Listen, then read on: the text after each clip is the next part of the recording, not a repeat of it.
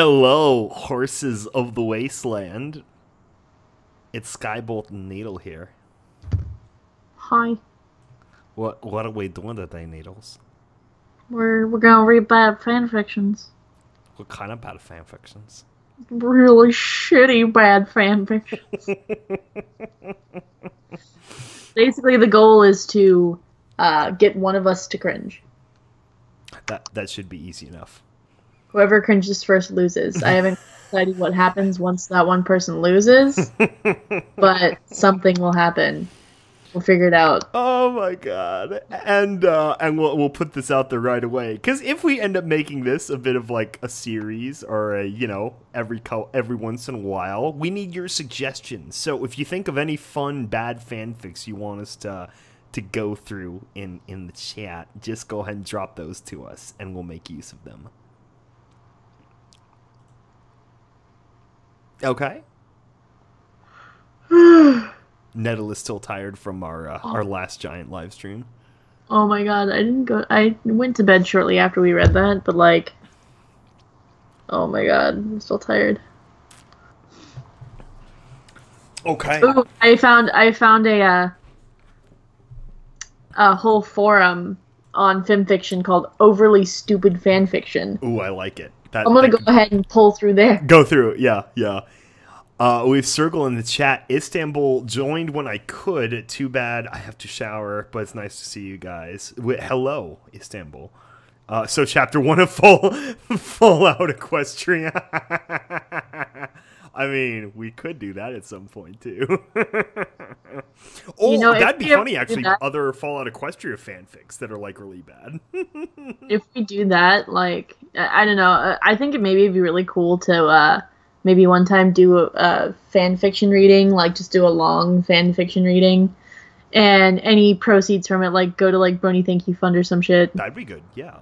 We have Roy Mustang in the chat demanding the clickbait. Has Lucas gotten to work on his Needle/Derpy scissoring pick yet? No, what?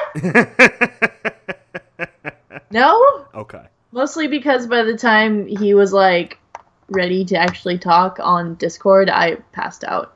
That's fine. I was dead. Yeah, so we're going to have to go off our own merit for this pilot. This is where it's up to you, chat, to decide if it's really worth it. And if you don't give us enough, accolades and views, then we'll crank out the clickbait. Okay, so there are a few different chapters for Overly Stupid fan fictions. You guys get to pick in the chat over there, and SkyBolt, you also get to pick. All right. The folders are Beware, Dat Edge, Generic Stupidity, Grammatical Massacre, I Don't Give a Fuck, Nice Bait with B8, Bait, The Classics, and What the Fuck. I mean, those are all good tags. I think I'm most fascinated by The Classics, though. I want to know what classics they're talking about.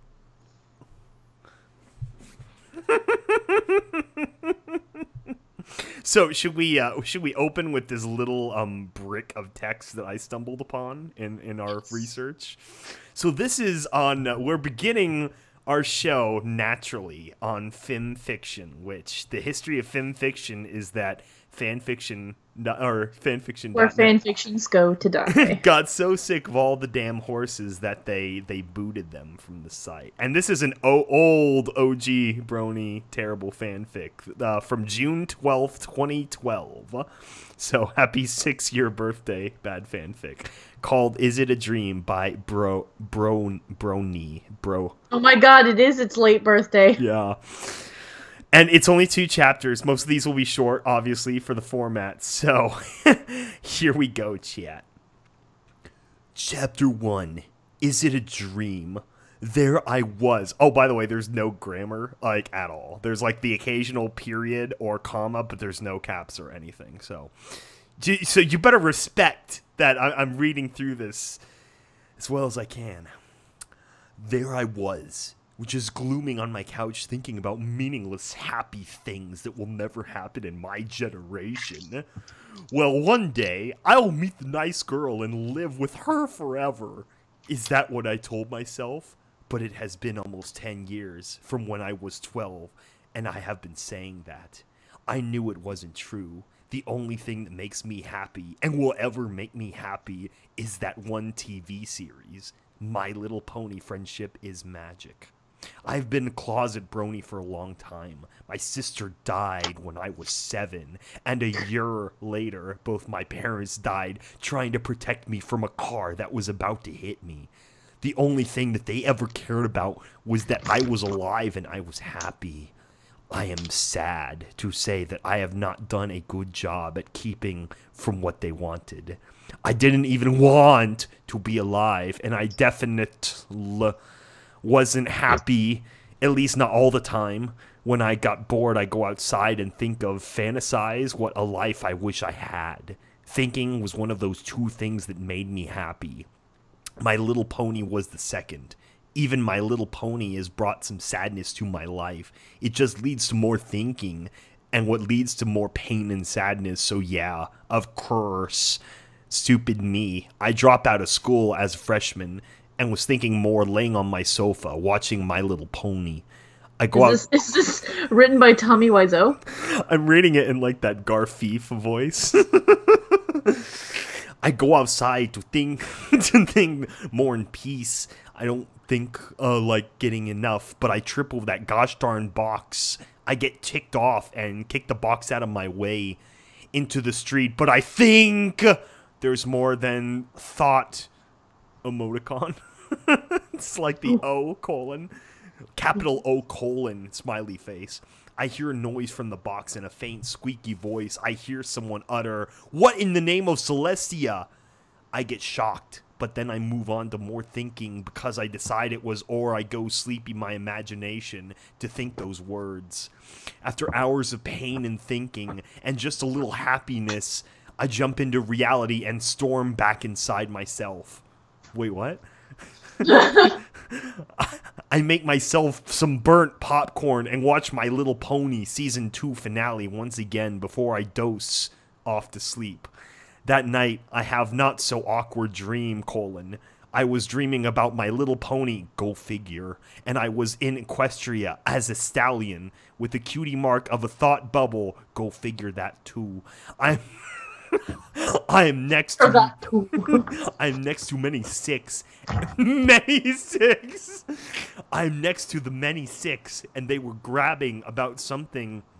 But when I got closer, all I heard was grunts and neighs and snorts, unlike what they sound like in the show. Was it because I haven't learned their language? Oh, listen to me. I wasn't talking about this in real life that has a meaning. Anyway, there was a sudden thud, and I wake from a start. I go outside to see... I go outside to see what's going on, but am shocked by something odd. The box that I kicked yesterday and was now faintly glowing in the darkness of 4 a.m.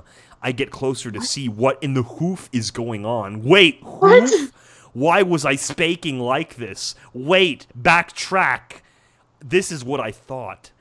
Was this really happening? All this sounding familiar when I reading story called My Little Dashie.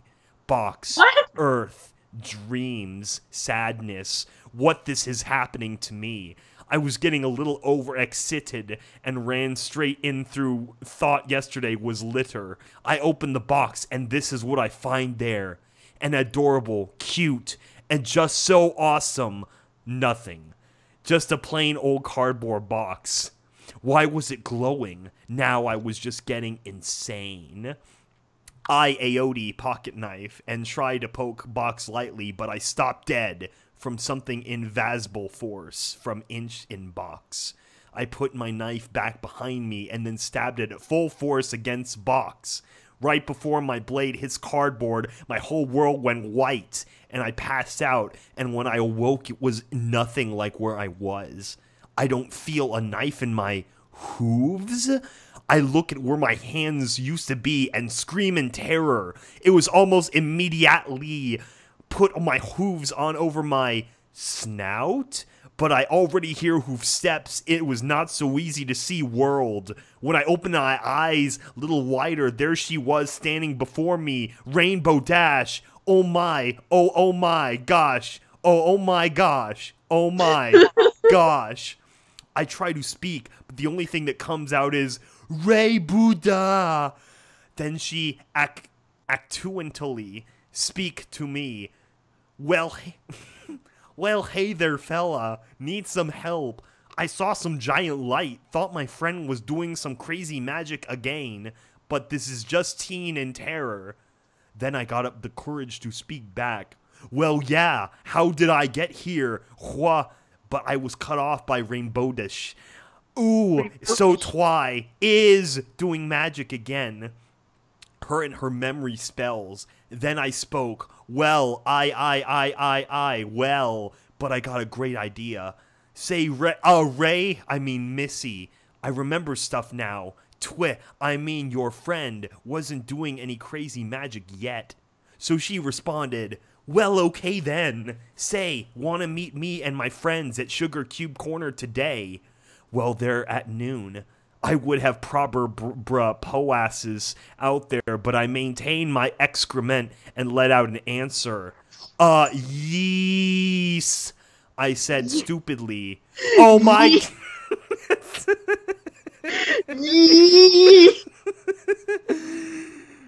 I said stupidly. That's this whole fucking thing is written. I said stupidly. Oh my gosh. Just stop and ask and go hang with the main six. Yay. When I go out to Sugar Cube Corner right around noon where the six is arguing.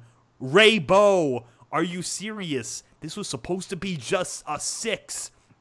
We don't need your boyfriend here. Applejack whispered tensely. I think we should throw him a party and we can be the 7 ponies, exclaimed Pinkie Pie. I think it is wonderful from Rainbow Dash to get in with relationship. I am sure he is a gem, Fluttershy said blankly. Stop talking, guys. I think that's him. That seemed in their direct attention. The 6 ponies all tilted their head toward me. Ooh, look! He has thought bubble, cutie mark. Mabay, he makes comics, screamed Pinkie Pie. Then I looked down at my flank and noticed that not only the exact cutie mark in my dream, but that I was a Pegasus pony. Well, sit down, darling, Rarity said as she offered her seat next to Rainbow Dash. She tried to keep straight face, but I could see her grinning. This is just awesome. I went from saddest life on Earth to sitting next to Rainbow Dash in Equestria. Equestria! Exclamation point. The 6 of us chatted with... Equestria! Chatted while Pinkie Pie made us cupcakes. She came back with large tray of Taste treats. She handed me the exceptionally large one that said "To Thought," and I made up a quick stupid name. To Thought, Rainbow Dash's new friend, she declared as she grinned. Days went on, and the 7 of us would meet at Sugar Cube Corner every day. After the 3rd day, I just cracked. I had to tell them where I came from and who I was. I told them all, and they seemed to believe me. So you're an alien? Cool, Pinkie Pie exclaimed. Twilight Sparkle mouthed the words, but the other ponies, we have to tell Celestia, period. No, I just couldn't tell them. I would send them back to forever sadness and forever thought and forever boredom. I had to make Celestia let me stay. I had to stay here, stay in Equestria. And that is chapter 1. What the fuck? Would you like to hear the riveting conclusion to our tale? Chapter 2, the end. It's only half as long. Oh my god. Should we get the chat's initial reactions first? Yes. All right, let's scroll up. Where's the clickbait? Fiction is magic. Someone's suggesting Project Horizons for a future read. Oh my god. Classical what? Yeah, that's what I'm curious about too. It is always worth it to hear Stitchy read fan fiction. Yeah, don't worry, she's coming up next. I'm just the opening act. 2012, a fine vintage. Yeah, it aged like piss. 2 people to stop a car. Why not pick one to jump? Maybe they're trying to escape. They're trying to break down the logic. Why did both your parents have to save you? Oh God, banned from Equestria. This damn grammar. You should see it. Roy Mustang, Ifaf's Bool. Welcome to Ifaf's Bool. Spyglass Eternal, radioactive glowing box. Yeah. This is why you drink your rat away. Is this writer English? I'm not sure. I mean, that would be the quick takeaways. It's probably ESL, but it's funnier this way. I actually think as a smaller child, that could be it too. This grammar is atrocious, though. This kid should fail their English class. I mean, if it's ESL... I'm going to assume it's a 30-year-old man that just writes things poorly, though. That's funnier. It's not as sad. Chapter 2, _ the end.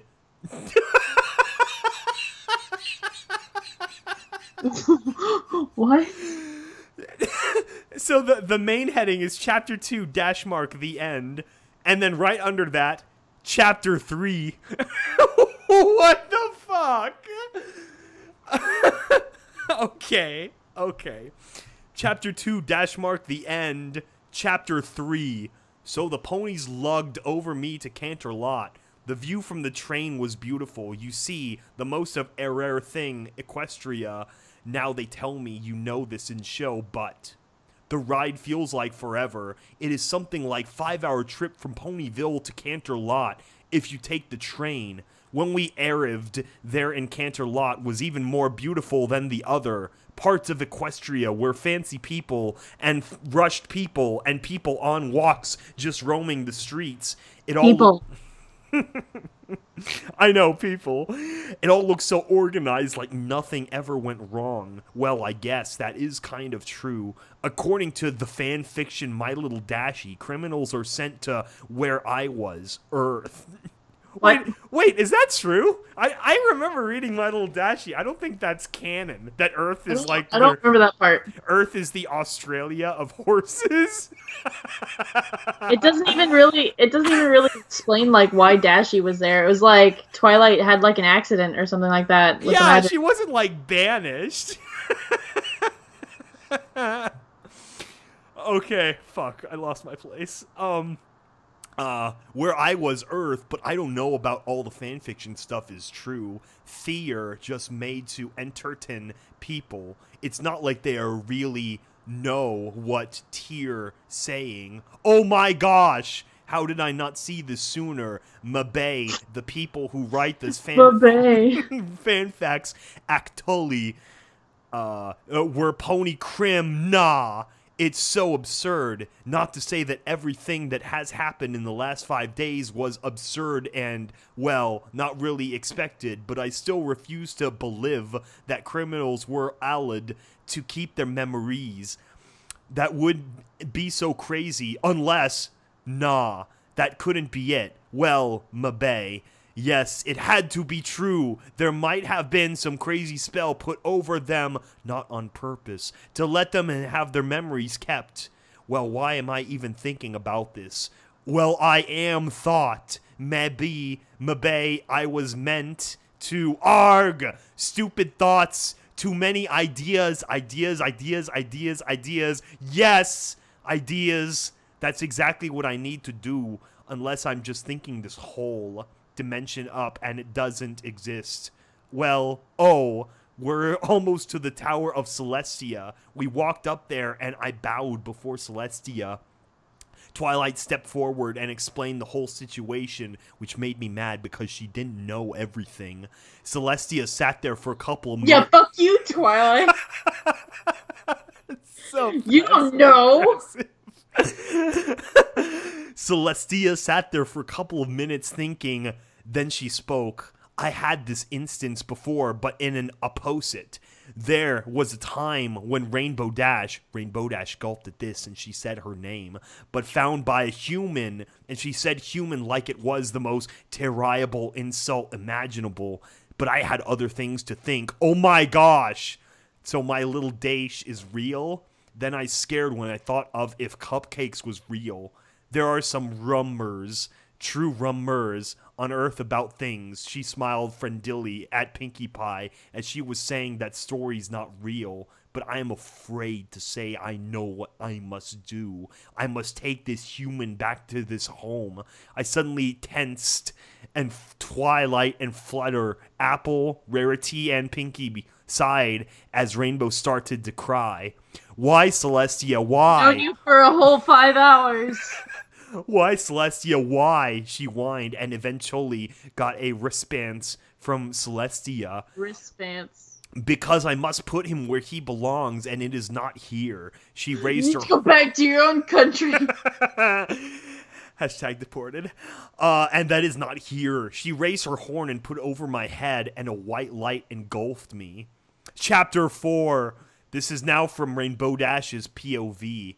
Oh no, the person I have been loyal to since I was a filly, the person I thought I could trust, the person that I looked up to, and the person that ruled the kingdom just banished to be, yes, I'll say it, boyfriend to place called Earth.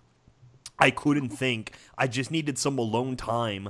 I stormed out of the room while Celestia just chuckled. That evil Alicorn. And she could do that and then laugh. I went to as fast as I could towards Ponyville. I headed straight towards my house and produced a sonic rainboom excesp. The rainbow was all gray and sad. I opened my door of clouds, and guess what I saw? I saw Thought, the pony, not the thing, and he was pony, not the thing. And he was unconscious, laying on my cloud sofa. I said in a whispered tone, "Thought, hey Thought," and his eyes began to wake. His first words he spoke were quiet and delicate, but I understood what he said. Is it a dream? Well, I think that it was rhetorical question, so I let him rest some more. I don't know why he was so darn tired. Mabe teleportation, something tiring, but the only thing that mattered was that he was here, and that this was most definitely not a drem. The end, the end, the end, the end. Drem. Now, sorry if the story isn't the best. It is my first, and I started writing this my little story. Are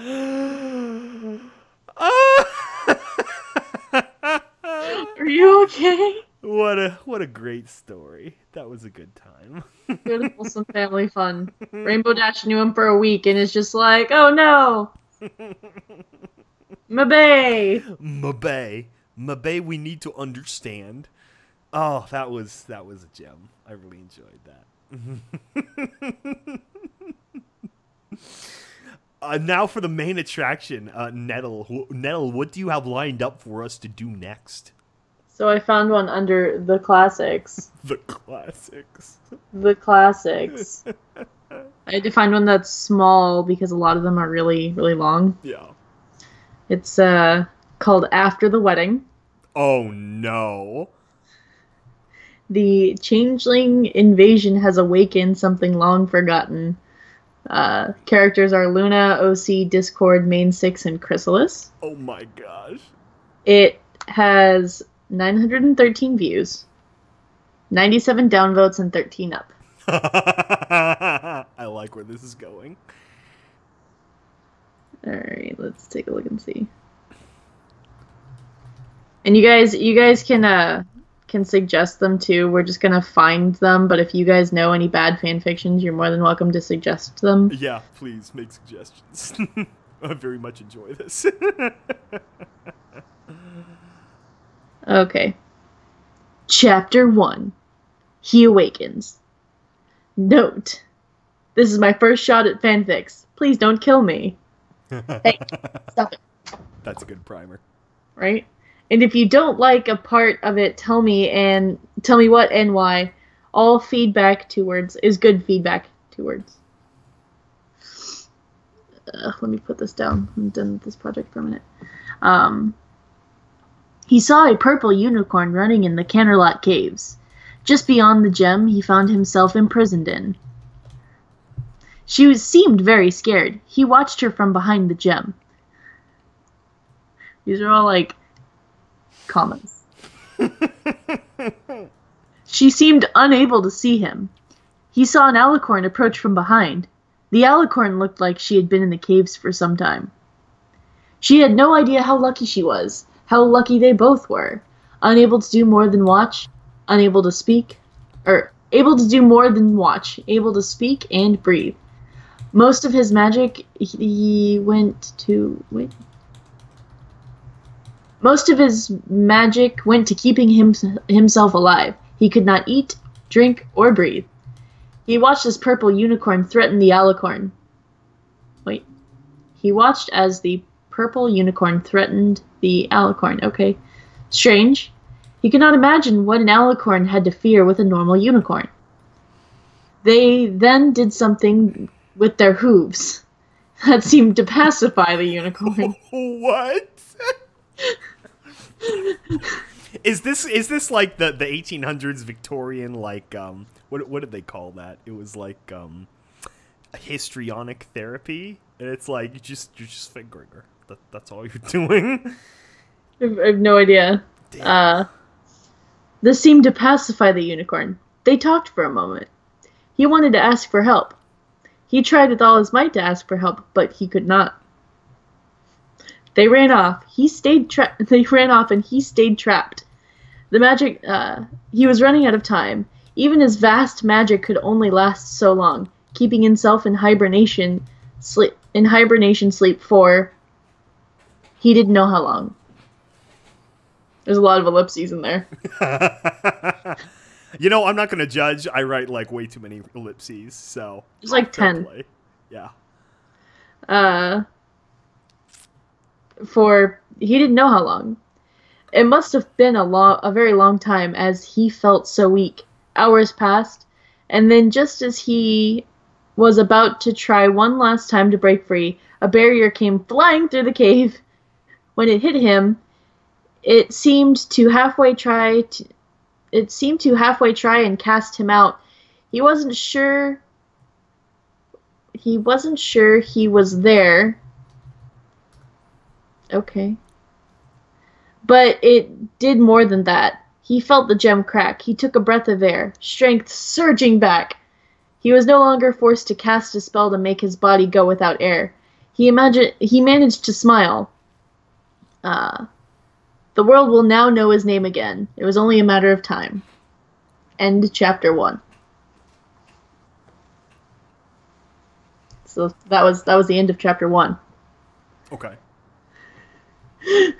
Deep. So is this deep. the classic? Yeah, Roy Mustang. This is one of the classics. Let's see. Chapter 2. He comes. I know.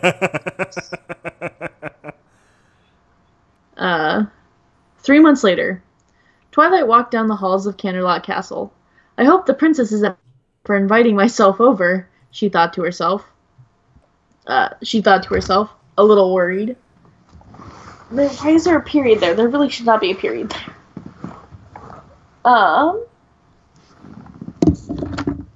Move this a little closer to me. There we go. So you guys can hear me talking, and I don't sound like I'm super far away. Let's see. Calm down, Twilight, she thought to herself.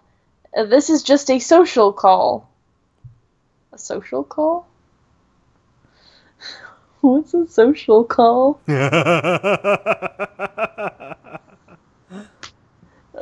She had been planning this trip for some time. She walked to where Princess Celestia had said to meet her in the letter. It was a more isolated part of the castle. She had to wonder why. She came around the corner and saw Luna and Celestia standing by a makeshift stairway with a group of armed soldiers slowly descending. "What's going on?" asked Twilight. Celestia turned to her and said, "Luna and I can feel something down there. That is dirty." "What is it?" "We do not know. We are sending armed guards to find out," replied Luna. "You two are more powerful. Why don't you both go?" Twilight asked. "Because whatever it is, what?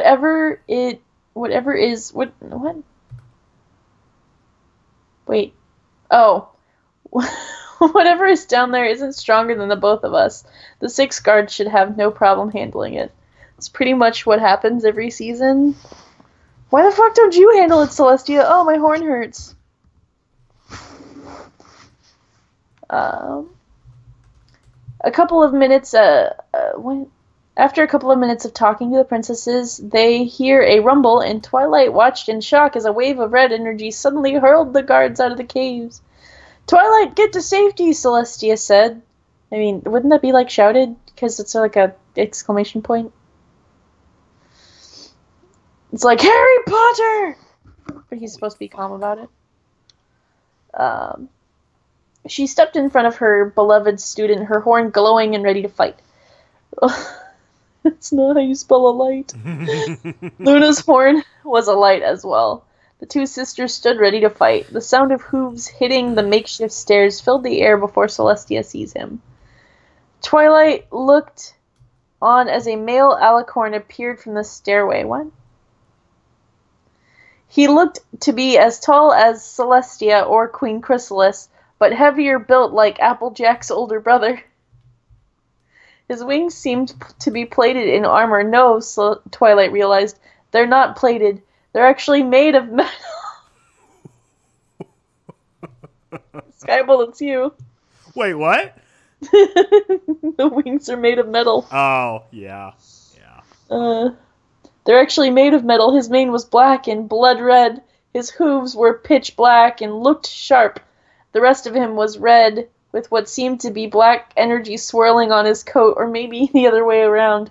Twilight could not tell. Then she saw his cutie mark. It looked to be... It depicted a sword hitting a shield. What does that stand for? His most notable feature was his scariest, but... His most notable feature was also the scariest, but at the same time made Twilight feel sad. His horn was broken. Almost half was gone. He looked at his sisters and shouted with anger. He looked to the sisters and shouted with anger, "Bring me Discord!" He fired a beam of red energy. Celestia fired back, and the beams clashed and pushed on each other. Luna did not stop to see who wins. She fired her own beam right at him. He saw it, took to the air. His beam stopped firing as he did so, and Celestia's own beam tore through a wall along with Luna's. They're beams, guys. Giggity. They're beams. From the air, he fired... From the air, he fired a sweeping motion at them. Damn straight he did. but they both raised small barriers to stop the beams. Small barriers. Just tiny ones. Just little tiny ones. Itty bit barrier. Guards rushed into the room. Unicorns in the front crouched low, their horns aglow. That's not how you spell aglow. And pointing right at him. The Earth Pony guards just behind them blocked the entrance to the room with their spears. Pegasi flew above the front lines. Twilight's brother in the front shouted, "Surrender in the name of Princess Celestia and Princess Luna." The male Alicorn landed. He surveyed the large group of guards and the princesses before him. His eyes closed as if to think... What? As if to think what? Celestia opened her mouth to say something, but a red beam of energy flew from his horn, putting a hole into the ceiling above them.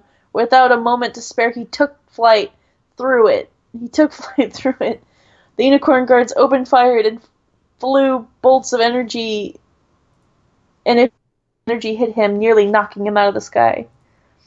The Pegasi flew after him with Luna in the lead. As Luna gave chase, her mind was racing. Did he say Discord? Yes, he did. She was sure of it. I like how it went from Twilight's perspective to all of a sudden Luna's perspective. I mean, who needs to set up change in POV? That's right. Why would you do that? Right? Yes, he did. She was sure of it. How long had he been down there? He must have no idea what happened to Discord. That much was clear.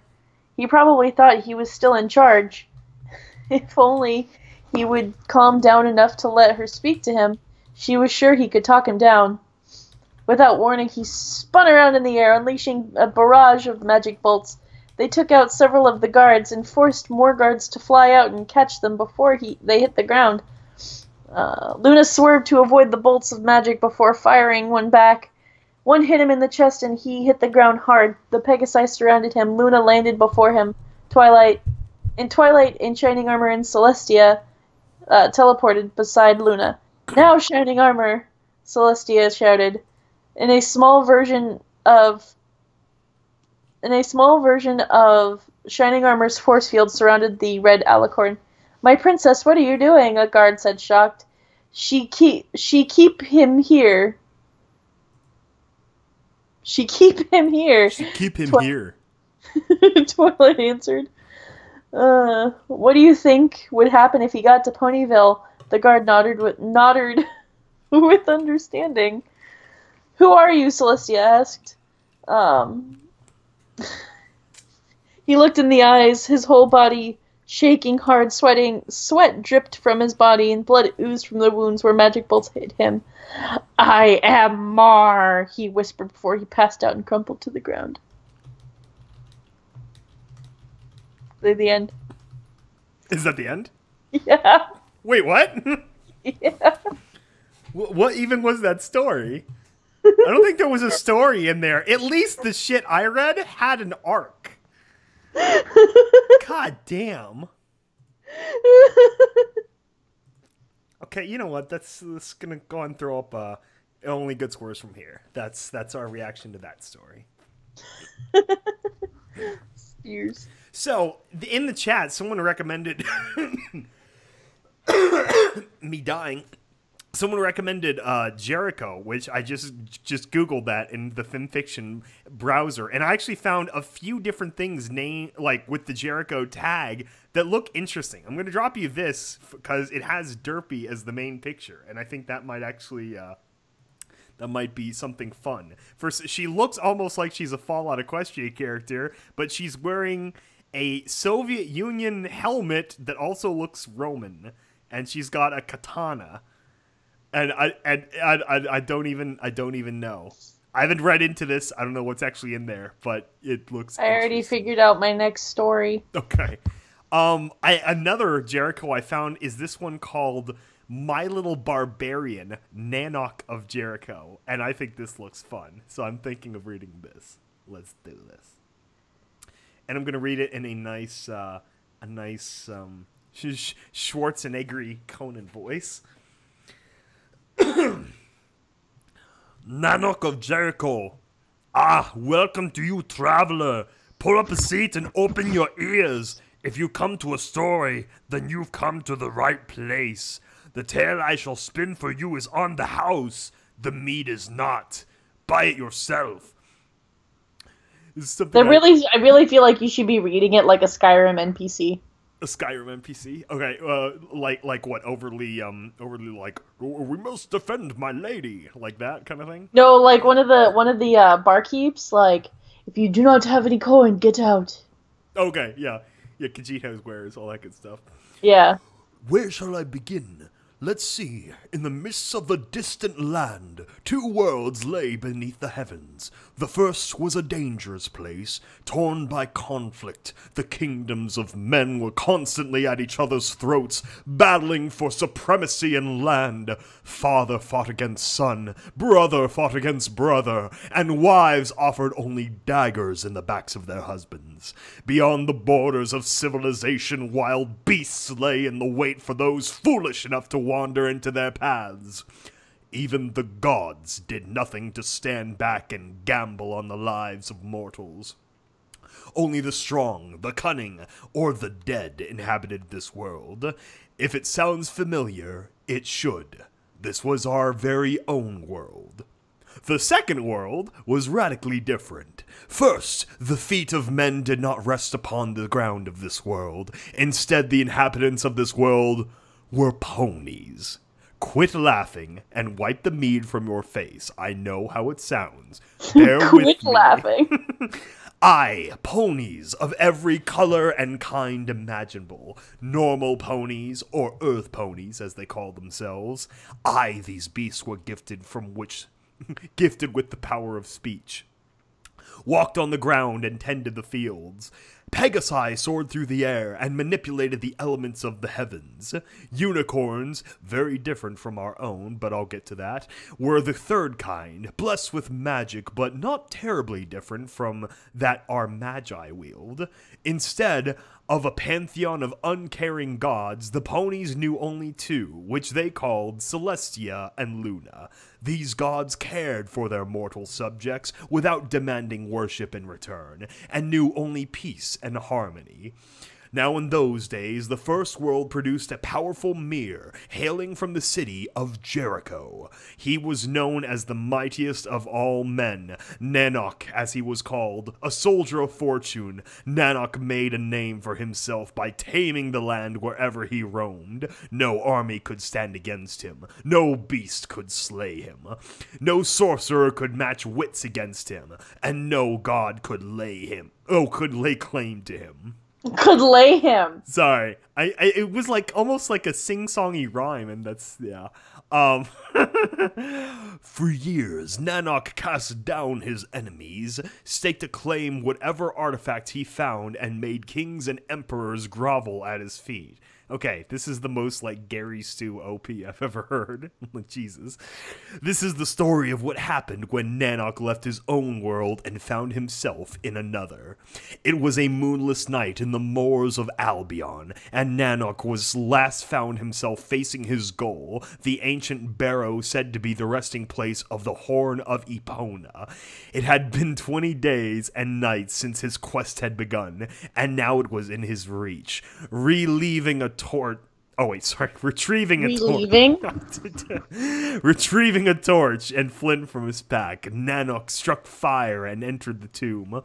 Guttural snorts and mumbling greeted the Lion of Jericho as he strode deeper into the barrow.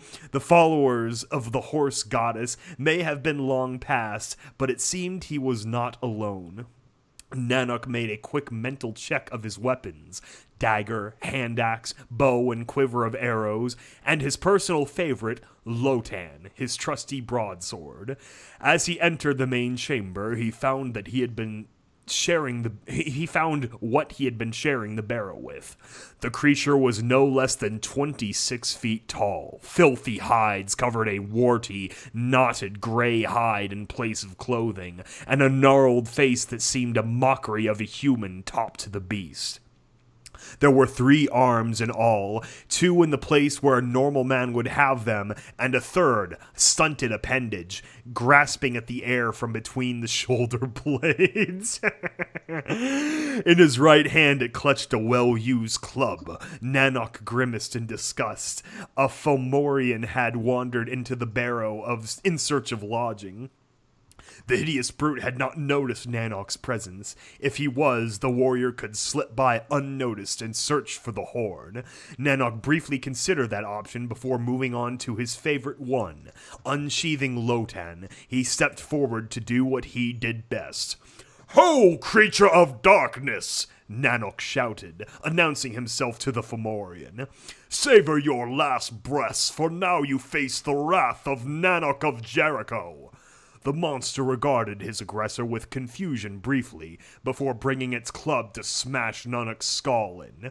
Taking advantage of this opening, Nanok surged forward, bringing him up to his face. Hot, reeking breath blasted Nanok in the face, but he still had his arms free. Swinging his sword around in front of him, he plunged it into the Fomorian's fingers, forcing it to release his grip. Falling back on the ground, Nanok evaded another strike from the wounded brute. This time, he latched onto the Fomorian's arm and clambered his way up to the beast's head. With a mighty war cry, Nanok plunged the blade of Lotan into the Fomorian's neck, ending the battle. Don't worry, it is long. We're getting closer. Hopping off the Fomorian's body, Nanok cleaned the blade of the foul blood that stained it. He looked up to the ceiling. "Another falls before me. Can the gods truly create nothing on this earth that can stand against the Lion of Jericho?" Jesus. He was met with silence, as expected. "Keep your words to yourselves, then." The horn of Epona awaits me, and then we shall see what challenges my next The assignment brings. horn of Epona? Yeah, Epona. Like the frickin' Link's horse. That's what I was like, wait a minute. Yeah. So yeah, I should have had a piece of art deal art thrown up there, but we, a little late on that. Okay. His sword clean, Nanook left the Fomorian's lair and last gazed upon the gilded statue of Epona, the horse goddess. The statue was a magnificent horse, but unlike any breed Nanook knew of. Wings were spread wide from the statue's sides. But Epona is an earth pony. I know. And upon its brow rested a long horn, which was one that one might find on a unicorn. Nanook ascended the stairs and leading up to the statue's base, upon which was a runic inscription. Bringing his torch forward, Nanook read the runes. The world fell beneath Epona's gaze, and she found it swamped in blood. And a warrior stepped forward to claim the horn, and Epona set her judgment upon him. The 6 virtues he possessed, and the blood was cleaned from the world. Nanook regarded the inscription, its words turning its head. Nurgle's blood, he cursed to himself, a meaningless ode to a long... Wait, Nurgle, like the dude from Billy and Mandy, like the devil from Billy and Mandy? Hell yeah! Fantastic. What the fuck? Yeah, it is some kind of ancient name, I want to say, but the Billy and Mandy version is funnier. Right?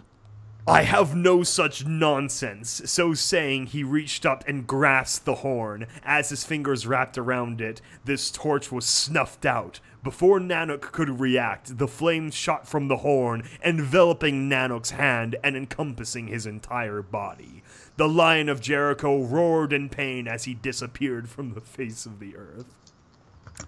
The flames died away, and Nanook found himself grasping at air. Blinding light greeted his eyes. "What sorcery is this?" he exclaimed. His eyes adjusted to the light, and he saw it coming from the sun. The sun! It was night when Nanook had entered the Forsaken Barrow. Nanook scanned his surroundings. No longer was he before the statue of Epona in the bowels of the earth. In its place, Nanook found himself a grassy field. "Where in Urkala am I?" Nanook breathed. In answer, a twig snapped behind him. Grabbing his bow, Nanook notched an arrow, turned and aimed in the direction of the sound. What he saw, nothing in his 39 years of life could prepare him for. Nanook had faced strong warriors, powerful sorcerers, fearsome monsters, and foul demons, but this was none of those. Nanook found himself gazing down, his arrow at a violet-colored unicorn. A guide to the world... Wait, what? What is this, a glossary? A guide to the world of Nanook. Jericho, best known as the city that came tumbling down in the Bible, Jericho was located in what is now the West Bank of Palestine, one of the oldest cities in the world, with evidence of human habitation as far back as 9000 BC. Albion, meaning White Hill, Albion is one of the oldest names for Great Britain, being used as early as the 6th century BC. Epona. Some of you might be familiar with the name as of Link's Horse in Legend of Zelda series, but Epona's origins are actually lay in Celtic mythology. The Gauls worshipped Epona as a goddess of fertility.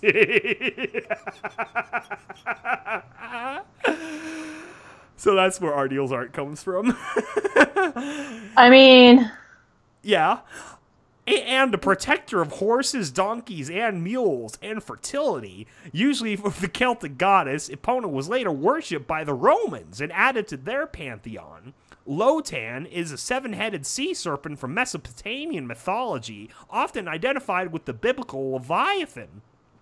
Fomorian, also hailing from Celtic myth, the Fomorians were a race of deformed giants who dwelled in Ireland before the gods arrived. In similar manner to the Titans of Greek and Roman myth, the Fomorians fought against the gods but were ultimately defeated. Nurgle, worshipped by the Babylonians, Nurgle was a god of war who invaded the underworld in a bold attempt to take power from the goddess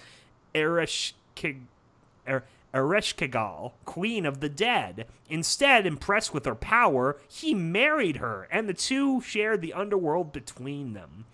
Hot. Hot indeed.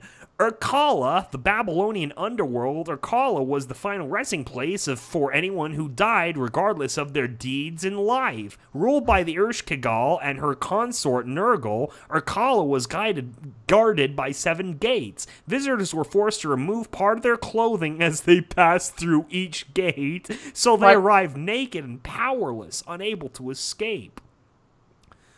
Okay. But, like, what if they're wearing more clothes than there are gates? That's what I was going to say. You just got to stack more layers. This is just like tactics with strip poker. You got to plan ahead. You're just always going to be, like, in limbo because you're always taking off clothes. Yeah. So, I don't know. That's, let me see. How much more is this? Let's go next. I think it's just one more chapter, but we can skip it if people are bored. What do you think, chat? Yay or nay? We should have, like, a thumb system. This is the end. It's like they can post emojis. Okay, chat. Yeah, press 1 if you want me to read the second half, and press 2 if you wanna burn it and we move on. No, hold on. Not press 1 or 2. Just do a happy face or a sad face.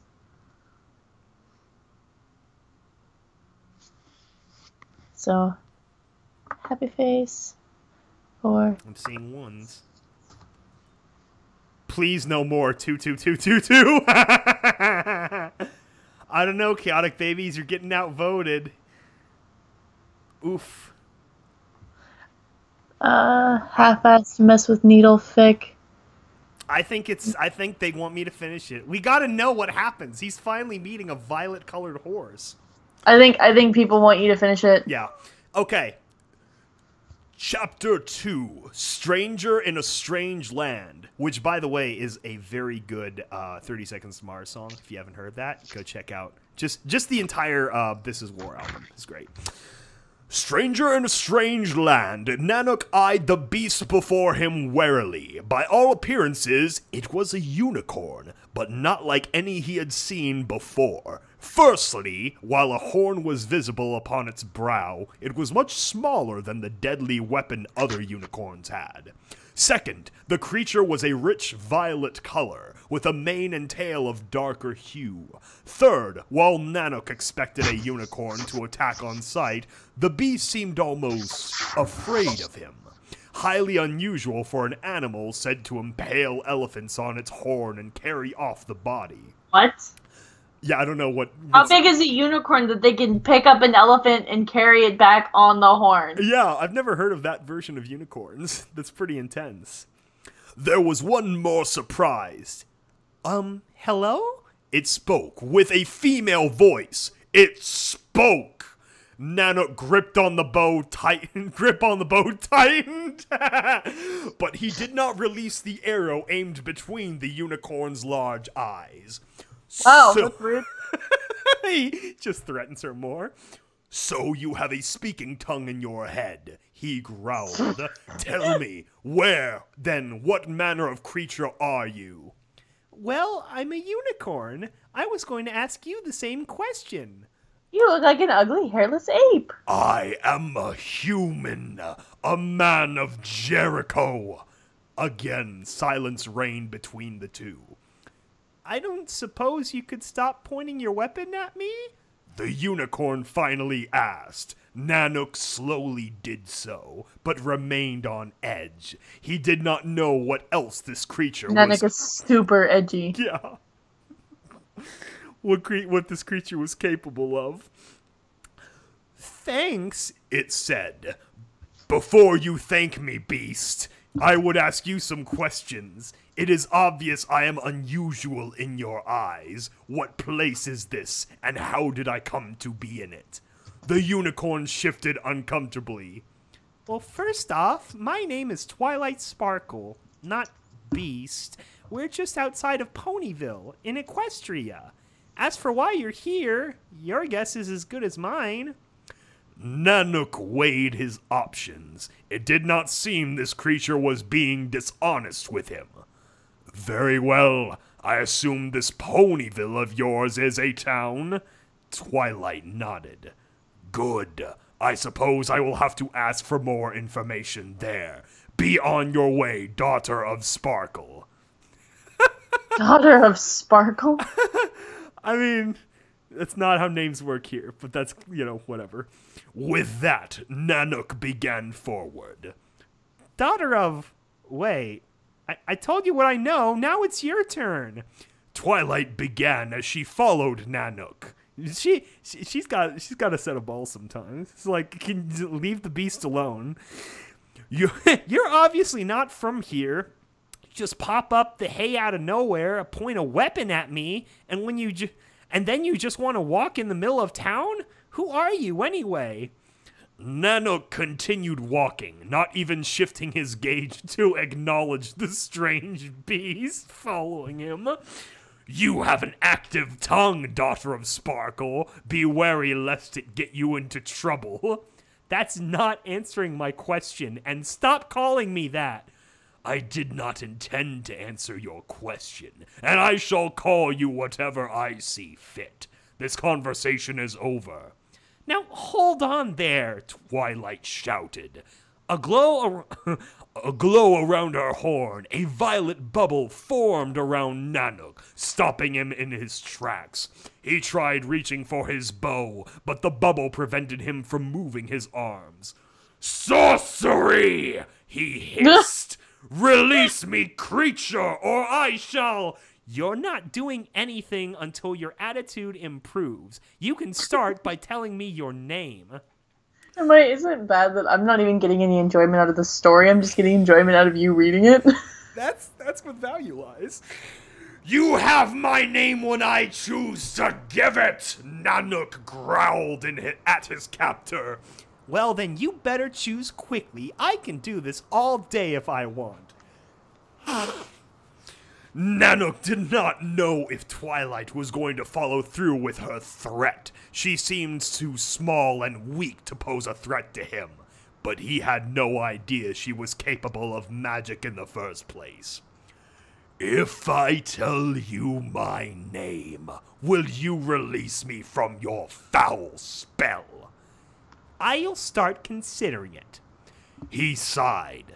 Very well. I am Nanook, Lion of Jericho. There, now that wasn't so hard, was it? Spare me your mockery, beast witch! That's another thing, Twilight intoned, glaring at her captive. The name-calling thing is really uncalled for. It's Twilight Sparkle. Let me hear you say it. Twilight Sparkle, Nanook groaned.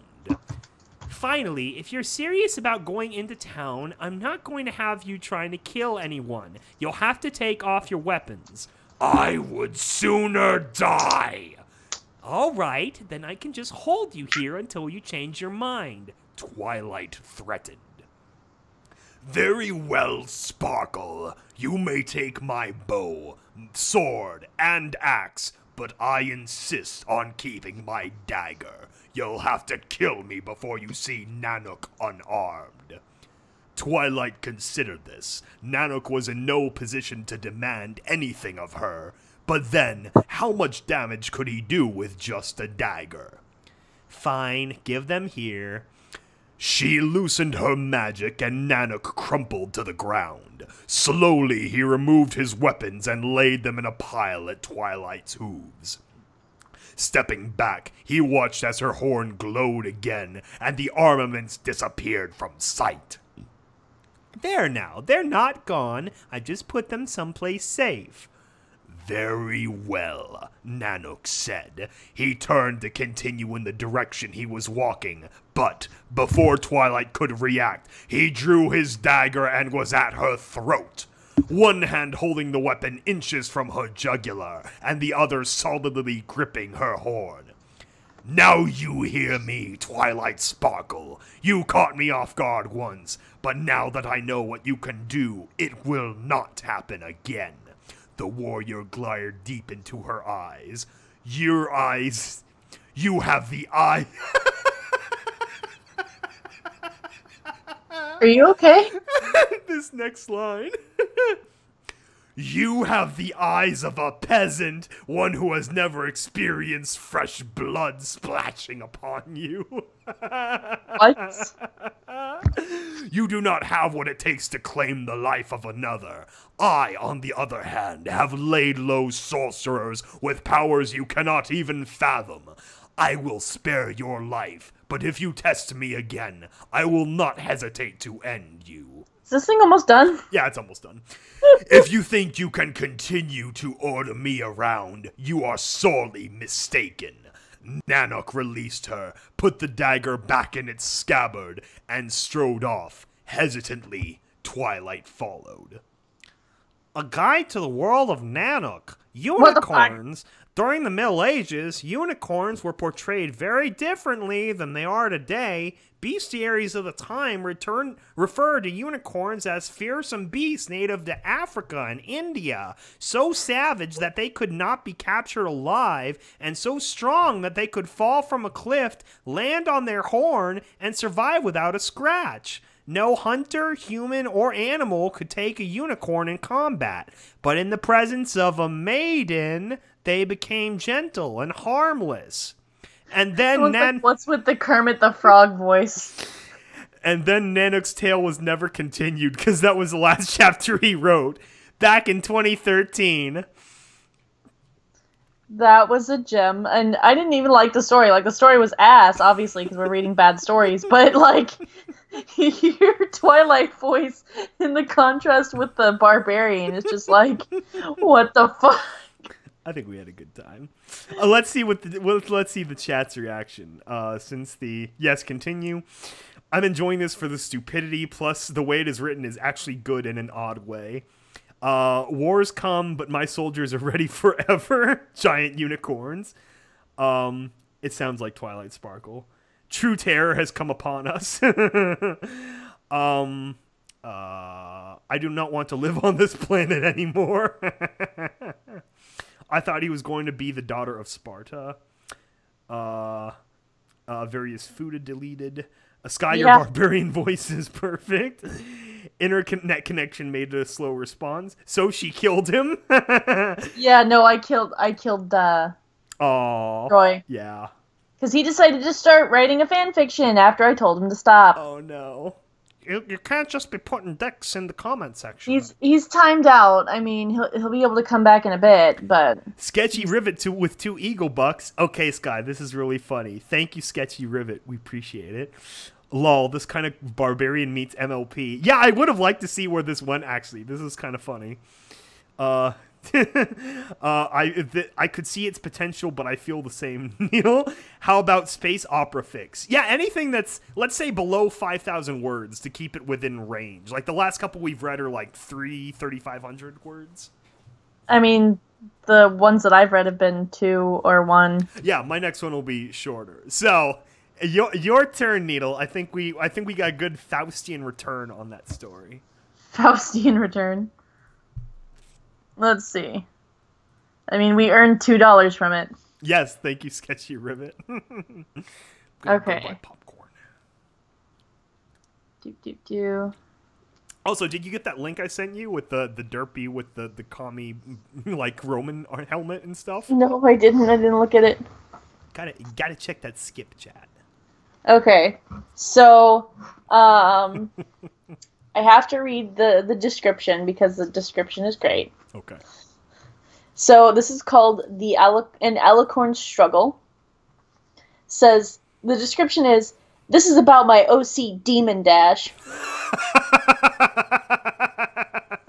With the return of an ancient Alicorn, the main 6 must struggle with Celestia. May struggle with the fact that Celestia has lied to them about the true past of Equestria. Soon a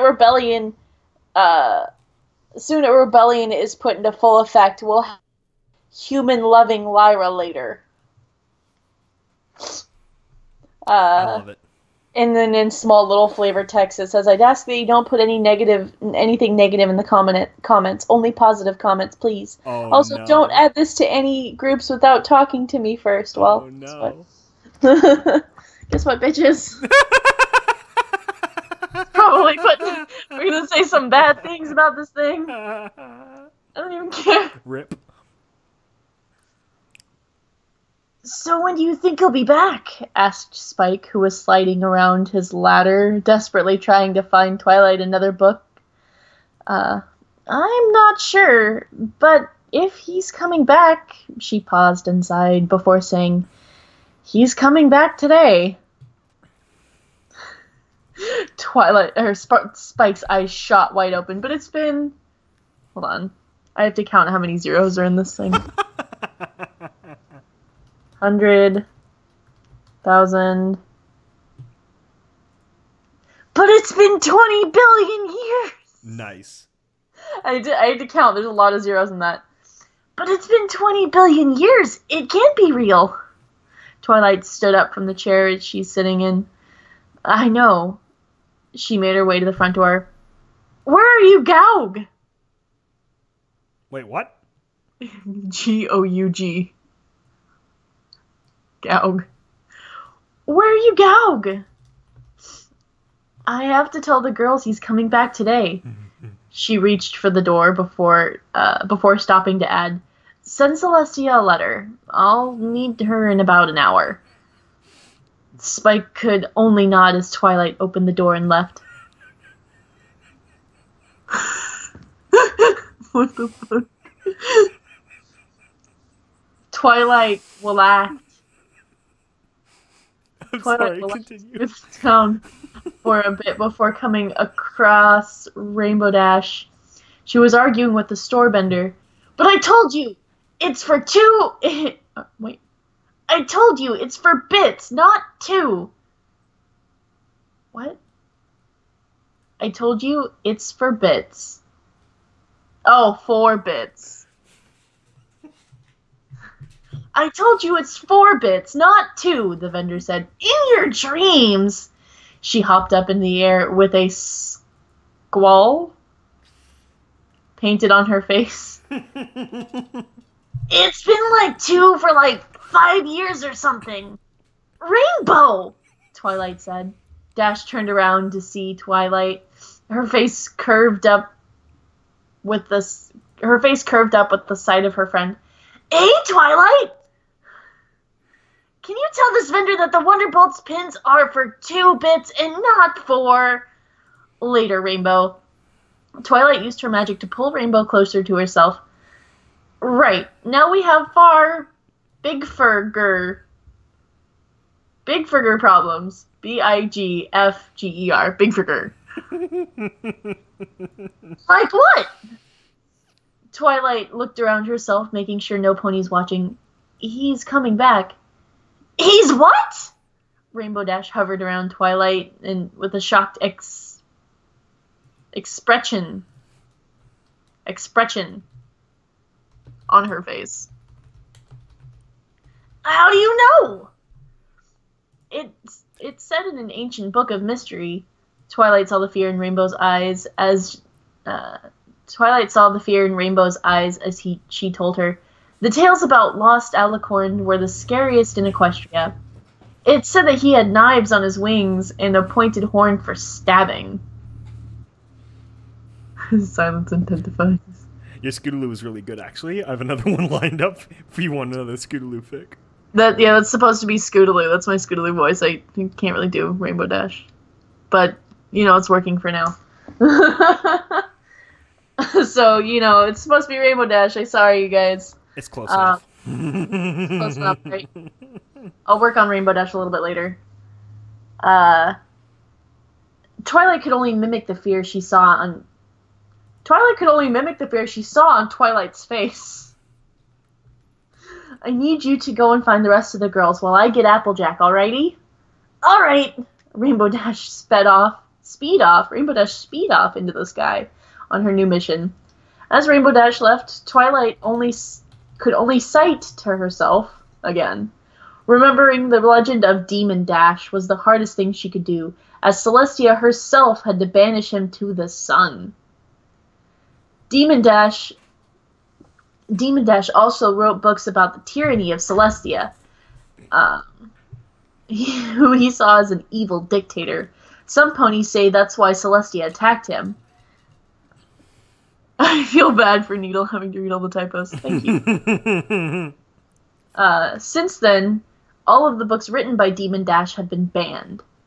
Twilight wondered what they were like. Twilight wondered what they were like, not only because they were old, but because she had started to take up some of the same views.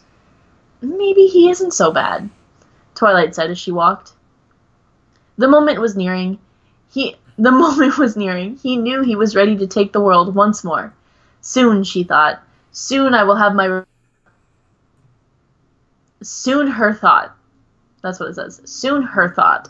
Soon I will have my revenge on Celestia. I thought it was a dude, though.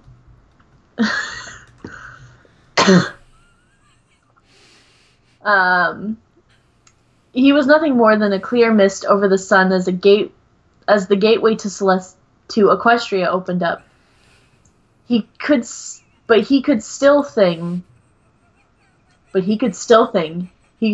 remember the pain he felt when Celestia burst into the room with a handful of guards and proclaimed him a heretic.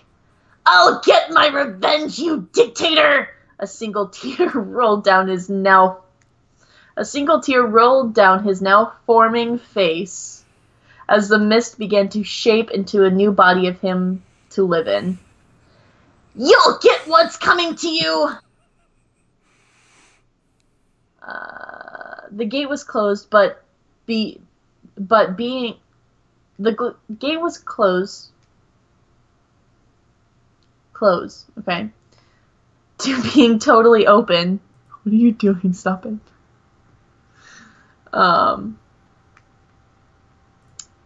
The shackles that held him in place before for... Oh my god, why do you do so many zeros? Hold on, let me see. 1, 2, 3... Okay, for 10 trillion years, in parentheses it says a lot. And then it has a winky face there too, so just so you guys know. We're finally being broken. Even though I'm pretty sure Luna was only there for 1,000 years, so why was this guy in there for 10 trillion?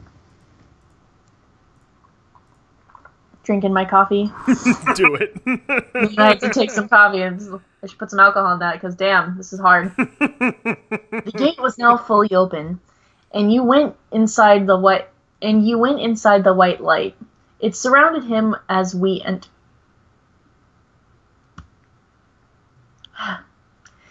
It surrounded him as we entered, but he wasn't scared. He's waited so long for this moment that it was killing him to know that there was only a few more steps away. A few more steps. Only a few more until he reached freedom. What the fuck?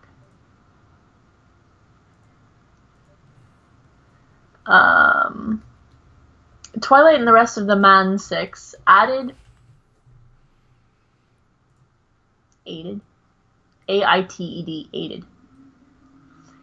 at the other end of the gate that opened up in Ponyville. Celestia came down for this guy as Twilight began to see a faint cloud of a hoop slip through the white light. "Am I too late?" "No, princess, you're right on time."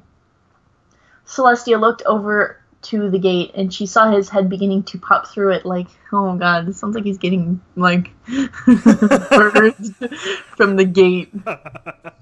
Quick, his head's coming first, it's a breach bird! Just flip him around! Anyway. Don't believe anything he says, you understand, girls? They all nodded as he stepped through. "Celestia!" he yelled. "Go back where you came from, Demon Dash." Celestia charged up her banish spell. Little did he know it wouldn't work. Demon Dash looked over at the other ponies. "How can you stand by this monster?" he asked. "She..." A tear ran down his face. "She killed my entire family!" Entire family. "Now you stand by her side!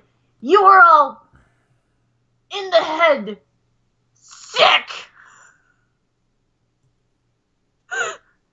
You are all in the head sick.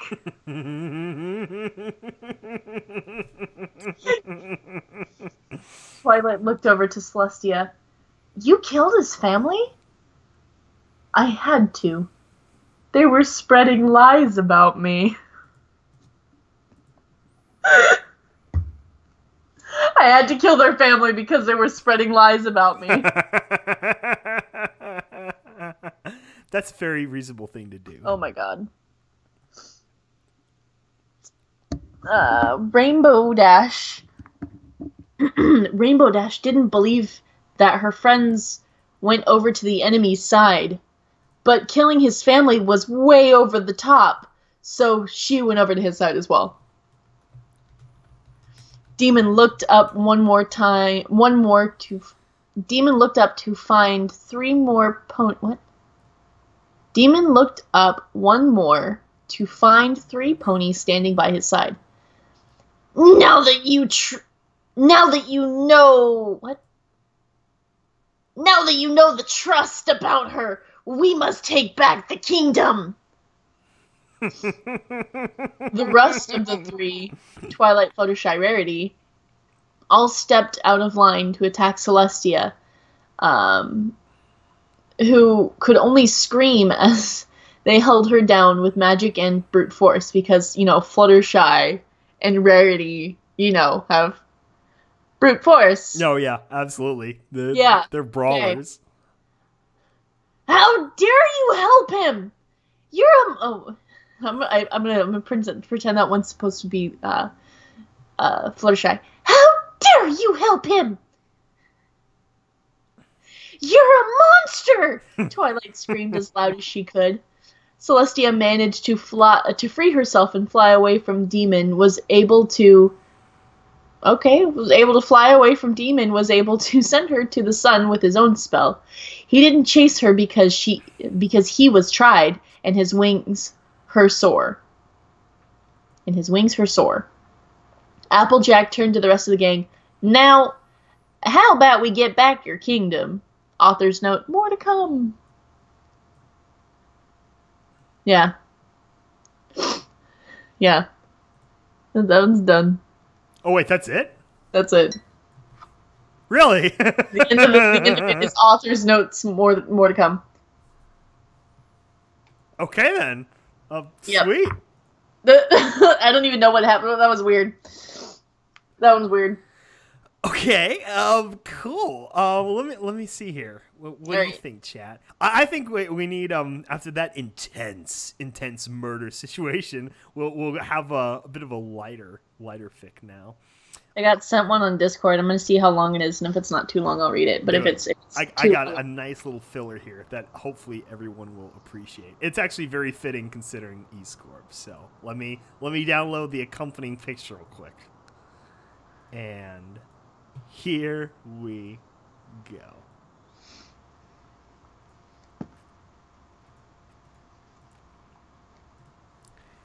Okay, now to figure out what voice to read this in. Airshipping is magic. Oh my god, you're actually reading that one. Yes. Read it like Gilbert Gottfried. Like Gilbert Gottfried? You just want to wreck my voice. Okay, let me scoot the microphone away from me. Chapter 1! The only chapter! You know, I'm going to turn down the gain, too. Let's do that. Oh, yeah. Testing! 1, 2, 3! Hold on. Before you go on. Okay. Doc Diamond, you sent me a German fanfic. I can't read this in English. Greater pressure intensifies. Mod voice next. I'm not sure if that's for you or me. I could do a mod voice, too. I'll do a mod voice. All Shit. Right. Chapter 1! The only chapter! The morning air was crisp and cool, with barely a breeze blowing. The sky was crystal blue, and the rays of the sun played lazily across the green countryside.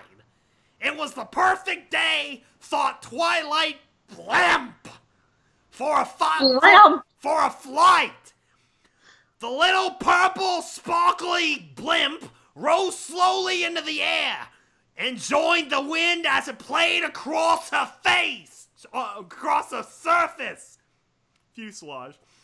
Her propellers spun into life as she turned into the westerly direction. The fluted spire that jutted out from her control deck pointed that way. Twilight wasn't a big blimp. Her gas bag was large and stubby, her fins small and protruding, and her purple gondola cabin was slung almost apologetically underneath. My ears. Yeah, let me turn down the gain a little more. Growing up as a little balloon in the big city, she had always been jealous of the other airships, who always seemed to be more graceful than her. But soon study had paid off. Today she was on an important mission. Today she had to ferry vital medical aid across Equestria. Yeah, I said Equestria! A hailstorm had hit the town of the Hull, and puncture repair kits were urgently needed. Half of the kits were now safely stored in her cargo hold. The other half were being delivered by some blimp else. It's not some pony, it's some blimp. I think the Gilbert Gottfried voice just makes it even better. As her engines chugged softly across the landscape, Twilight wondered who would be joining her on the mission of mercy. She knew Arity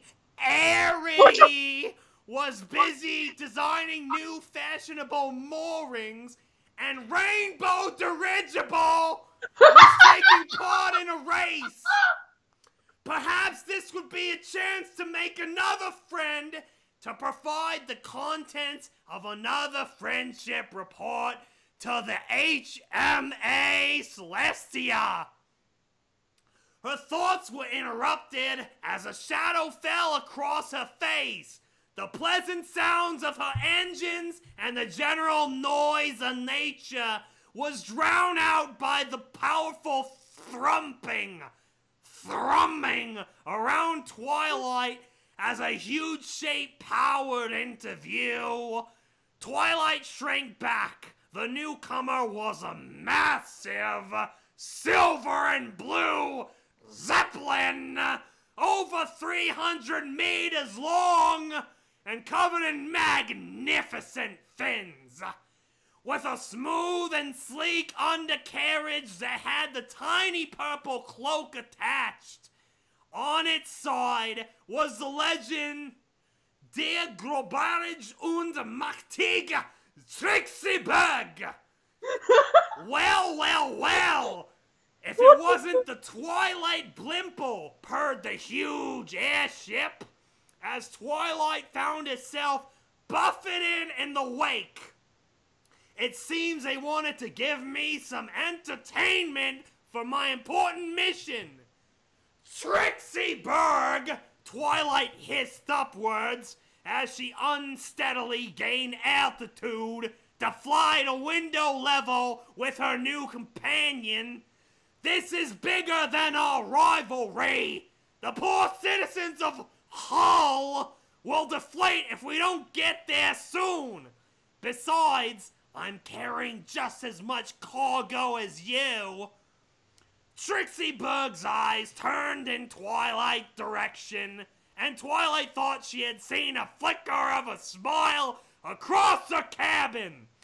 Oh yes, Twilight, I forgot you had very spacious rear cargo bay. She called her a fat ass. Twilight blushed a bright crimson, revving up her motors to attempt to outpace Trixie Berg. We all know how Trixie Berg's gonna end though, so it's gonna be a happy ending. It was no use. Leave my aft out of this, she protested. Trixie Berg just laughed as she banked sharply to push Twilight out of the way, knocking the little blimp into a spin. "Come on, Twilight," she mocked. "Trixie Berg awaits for no blimp." And then there's a break in the text.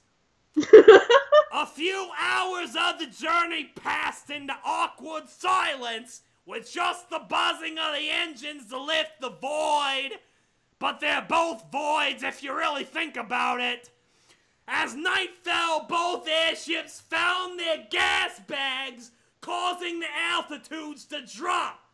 Out of necessity, they huddled together for warmth, and then things got interesting. Twilight eyed Trixie Berg suspiciously.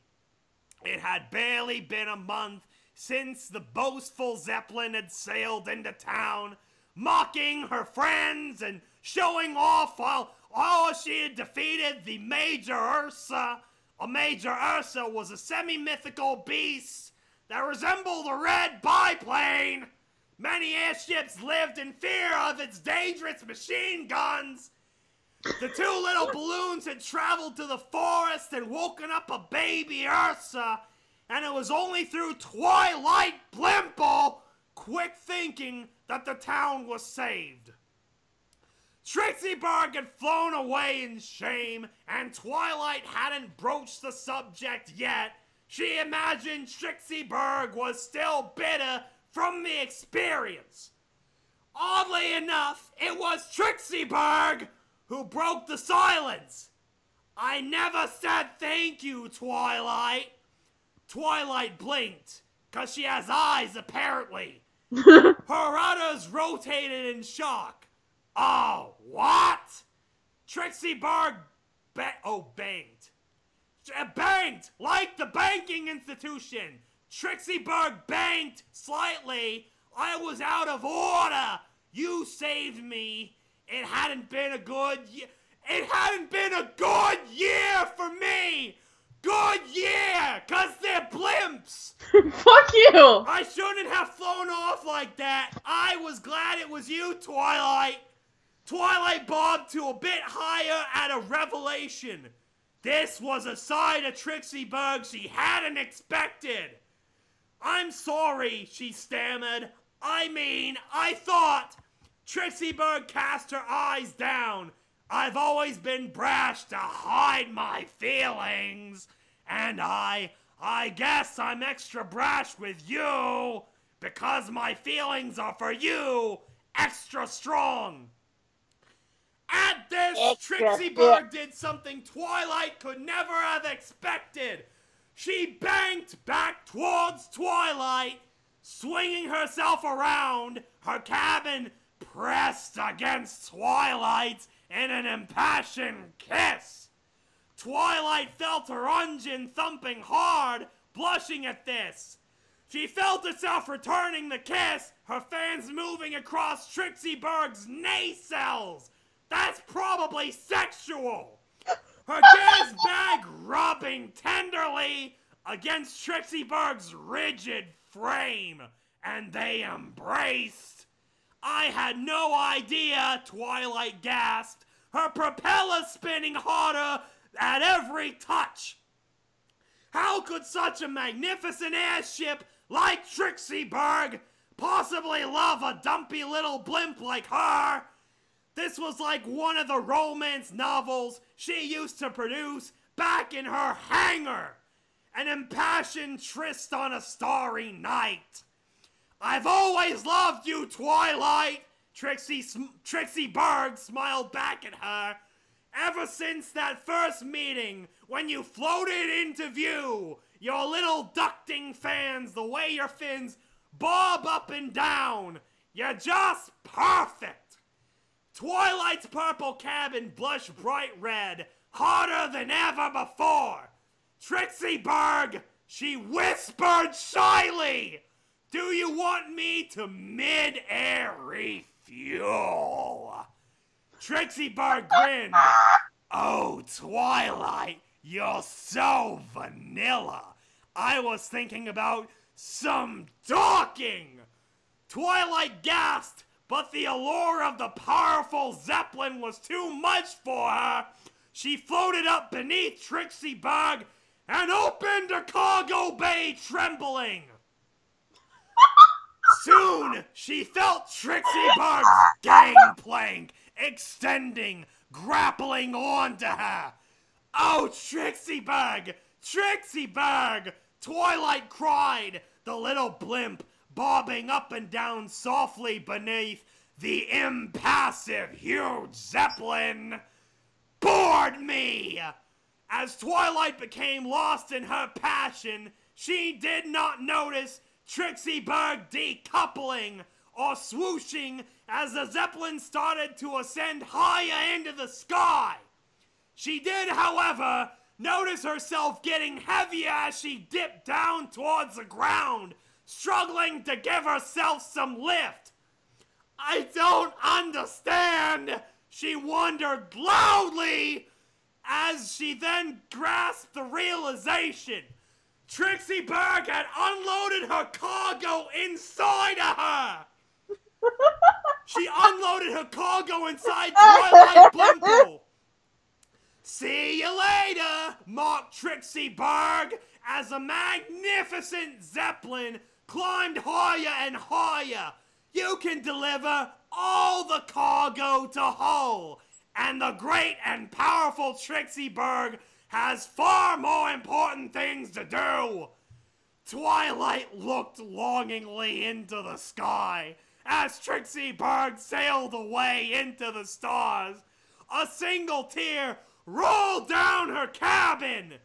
I'll see you again, she sobbed at the departing zeppelin.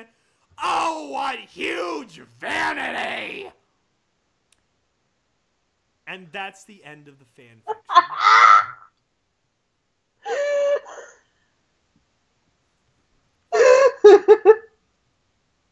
That was awful. There is so much spit on my screen now.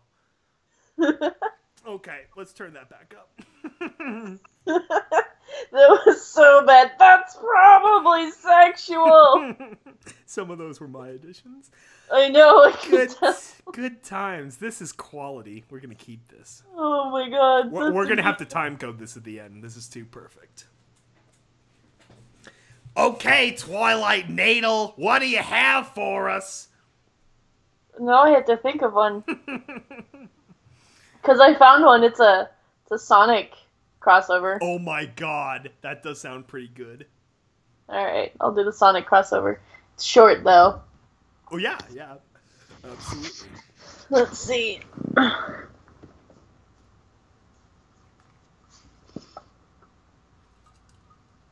What the fuck? The description is, "Hi there, my name is, well, I guess it doesn't really matter. So just call me Scrouge." Scrooge? Scourge? Scourge? I think it's Scourge. Okay. Courge. Scourge. As you can probably tell, I'm a displaced. The chat is demanding mod voice. Mod voice? Okay. We need to contrast. I mean, this is like my best mod voice. It's kind of like Raven. I guess I can try to read it like this. Can you all hear me if I read like Mod this? is kind of like Raven, so. Huh? Mod is kind of like Raven, so I guess that makes sense. Yeah. Scourge? It's pronounced Scourge? Is it? Like a scourge upon humanity. Crap. Crap. Crap. It's all crap. Run. Run. Run. I thought to myself as I ran through a field of stitched fabric trying to get away from the horde of bunnies with giraffe legs. I don't know what... What? What? Don't look at me. I have no idea what's... Anyway, you can call me Scourge. And, well, I'm a displaced. Guess you've heard my kind of story before. Some sorry sucker hose to a convention, meets some creepy merchant dude and sells them some cool nerd stuff for a low price. and then whisks them away to another universe as whatever they are dressed as. And I just so happen to be one of the lucky ones who meet the core-faced ghoul known as the Merchant. And if you're wondering the fate had in store for me, I'll tell you. I got displaced as Scourge the Hedgehog from Sonic the Hedgehog comics. Anyway, back to the problem at hand. What was it again? Oh, right. Ah! I screamed as I put another burst of speed to try and get away from the freaks of nature behind me. But they somehow managed to keep up with me, which made no sense. Oh, what fun there is in making sense. I had been hearing those words as if they were being whispered in my ear ever since I got this abstract artist depiction of reality. But really, I'm in the body of Sonic the Hedgehog's evil doppelganger. How are some freakish mutations keeping up with me makes no goddamn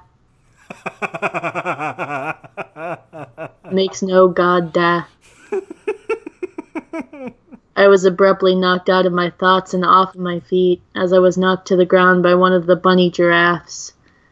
As the others formed a ring around me, they stamped the ground preparing to charge me. Oh, by the way, do you want to know what I got from the Merchant? Hope to Christ this works, I said to myself as I closed my eyes. Focus causing the multiple small green gems to circle around me as the creatures all charged at me at once. But as they reached out to me, I let out a scream before the explosion of purple light erupts from my body, causing the creatures to back away, and some of them even running away in fear. Ha ha. Ha ha. All hail the king, baby.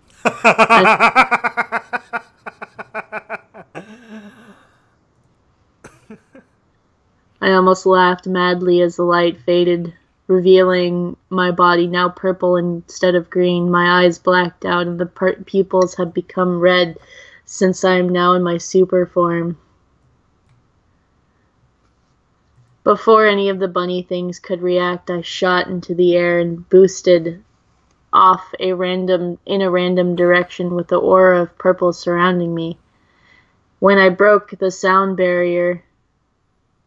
That's written weird. I have just one thing to say. This is awesome. I yell as I flew around the, Okay, I have no idea what's happening below me. The ground looked to be stitched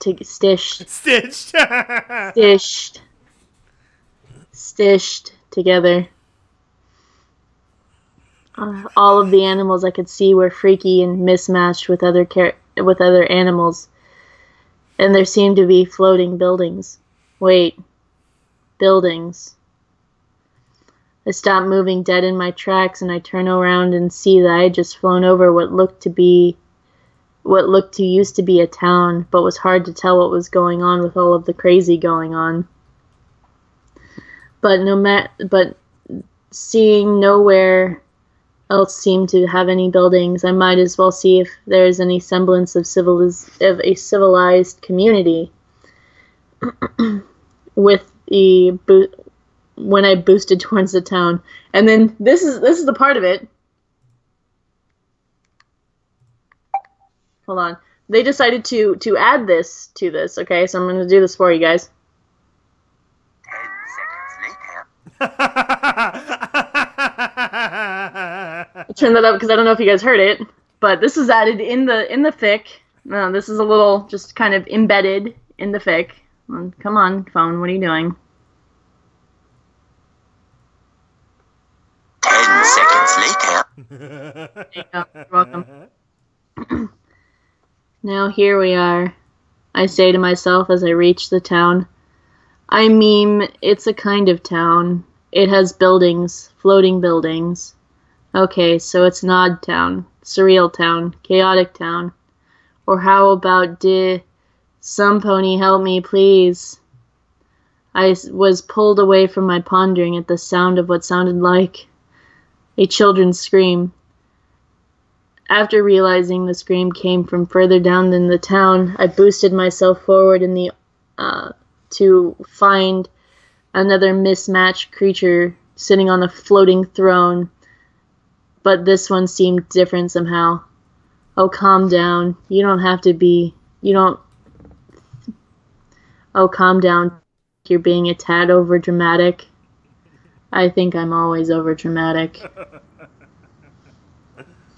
And so it speaks. That's new. Wait, who is he talking to? And that's when I noticed that it's holding something that appeared to be a tiny horse with an orange coat and a blue mane. And it was crying. Please. I heard the tiny pony sob quietly. And hearing that got my blood boiling. Hey, freak show. I yell as I ascend to the same level of the floating throne and glare with the glare plastered on my face. You call? As the abomination of nature turned and looked at me, he stopped talking dead in his tracks, and looked over before stroking his white beard with what appeared to be an eagle's arm while he held the unicorn in his other hand, which looked to be a lion's paw. I don't recall thinking you up, the freak said with a sadistic smile, while a sadistic smile grew on his face as he dropped the pony from his floating position. The pony fell to the ground like a rock. I wish I was making that one up. The pony fell to the ground like a rock. No, I yelled as I boosted myself forward at blinding speed in order to catch the small unicorn before it became a red splat on the ground. Interesting, said. Okay, I really need to think of a name for this guy. How about Crazy Limbs? Weird Wells? Discord? Yeah, Discord sounds good. Interesting, said Discord as I grabbed the unicorn out of the air and placed her, I'm assuming it's a her at least, on the ground. Leave now, I say, prompting the unicorn to scurry off. Well, if you insist, Discord said, getting up from his throne and snapping his fingers. With a small white flash, a hat appeared on his head with a briefcase appearing in his right hand. Ta-ta, he said as he snapped his fingers, making a door appear floating midair not too far from him. Hey, I yell as I make a sweeping motion with my right arm, firing a purple energy blast similar to a chaos spear at the door, completely obliterating it. I have questions for you, I said, pointing at him. Ho, you think you're in a position... Oh god, that's the wrong form of your.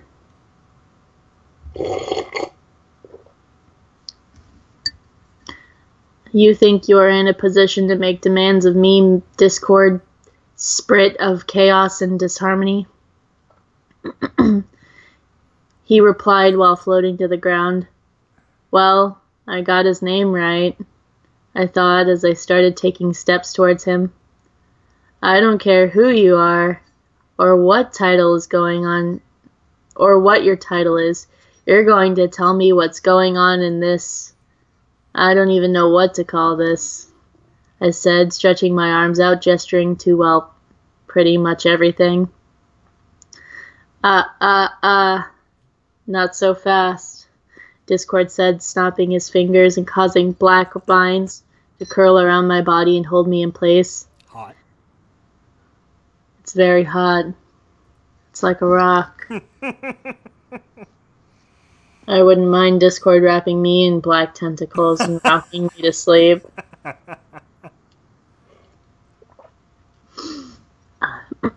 After I looked over myself in the vines, I looked at Discord, who had a smug grin on his face. I just had to give him a deadpan look. Seriously? What? Discord stammered as I simply walked towards him, completely unaffected by the vines. I keep forgetting that she's still a freaking hedgehog in this. You just don't get it, do you? I'm Super Scourge. I could spin dash this world in two if I wanted, I said, but got confused when Discord put his lion paw to his chin. Super. An ascended state, Discord said, which... That's not how you spell witch. Discord said, which only confused me and caused me to tilt my head. What are you? I mumbled to myself, confused, until realization hit me like a train full of flaming monkeys. What? I burst forward, surrounded by a purple aura, determined to knock the wind out of him. But before he could do anything, but right as I and about to plow right into him, stone statues of Discord burst from the ground around me and formed a ring of light holding me in place. As I streusel against the ring of energy, small clouds form above the statues with small purple lightning. Ah! I scream out as the lightning surged throughout my body. Throughout my body. That's not how you spell throughout. I managed to fix Discord with a glare before I feel the anarchy barrel. That's not how you spell that. I transformed, being ripped through my body, causing me to revert back to my regular self. As the energy from the statues stooped, I flooped. As the energy from the statues stooped, I flooped to the ground, completely drained.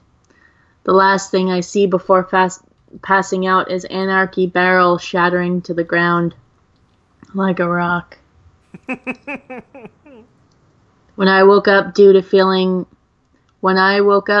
feeling of being spun around, I found my body covered in chains holding me to the back of Discord's floating throne, and I can hear him talking to what sounded like two women, stretching as far as I could. Given my bound and drained state, I could see around the throne. Oh, hold on just one moment, I heard Discord say. Before I could even react, extra set of chains wrapped around my body, completely constricting my movements, as I was forced to stay there motionless. Just as a micro-atom of my strength was starting to return to me, I heard what could only be described as an orbital friendship cannon. I want to know what that sounds like. Jesus, when was this written? That's like a 5-year-old meme. I heard what can only be described as an orbital friendship cannon as a sudden wave of rainbow light washed over me. And when I looked down, I could see myself turning into stone. Well, poop. It actually says well, poop on there.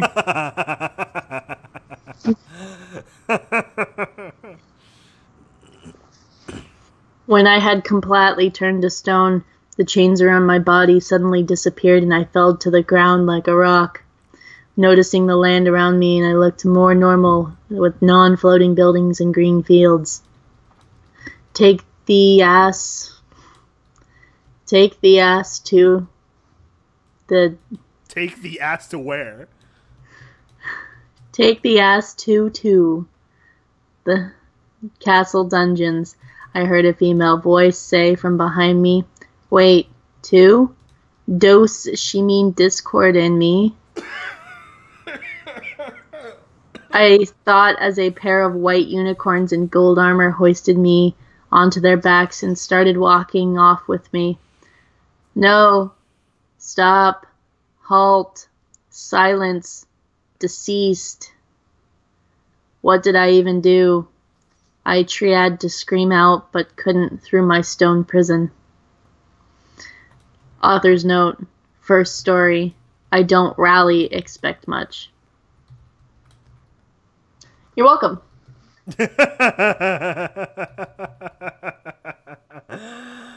All right. That was exciting.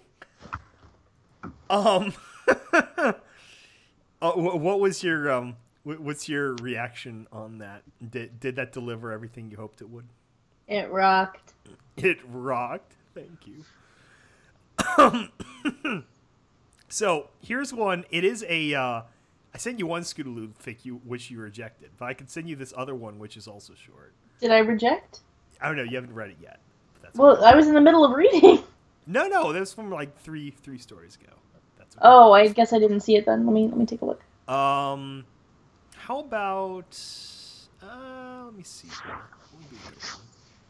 Oh yeah, so this is one. Oh my god, I'll do the Pinkie Pie voice. Okay, this one is like kind of our actually listeners, we'll give you three options here. Let's see. One that is like super edgy, one that's semi funny about Scootaloo, or one that is about an Anon pony.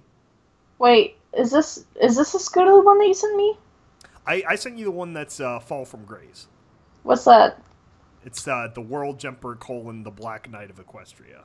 Well, I see that, but okay. Is that the one that you wanted me to do as Scootaloo? No, sorry. No, sorry. The Scootaloo one is this one.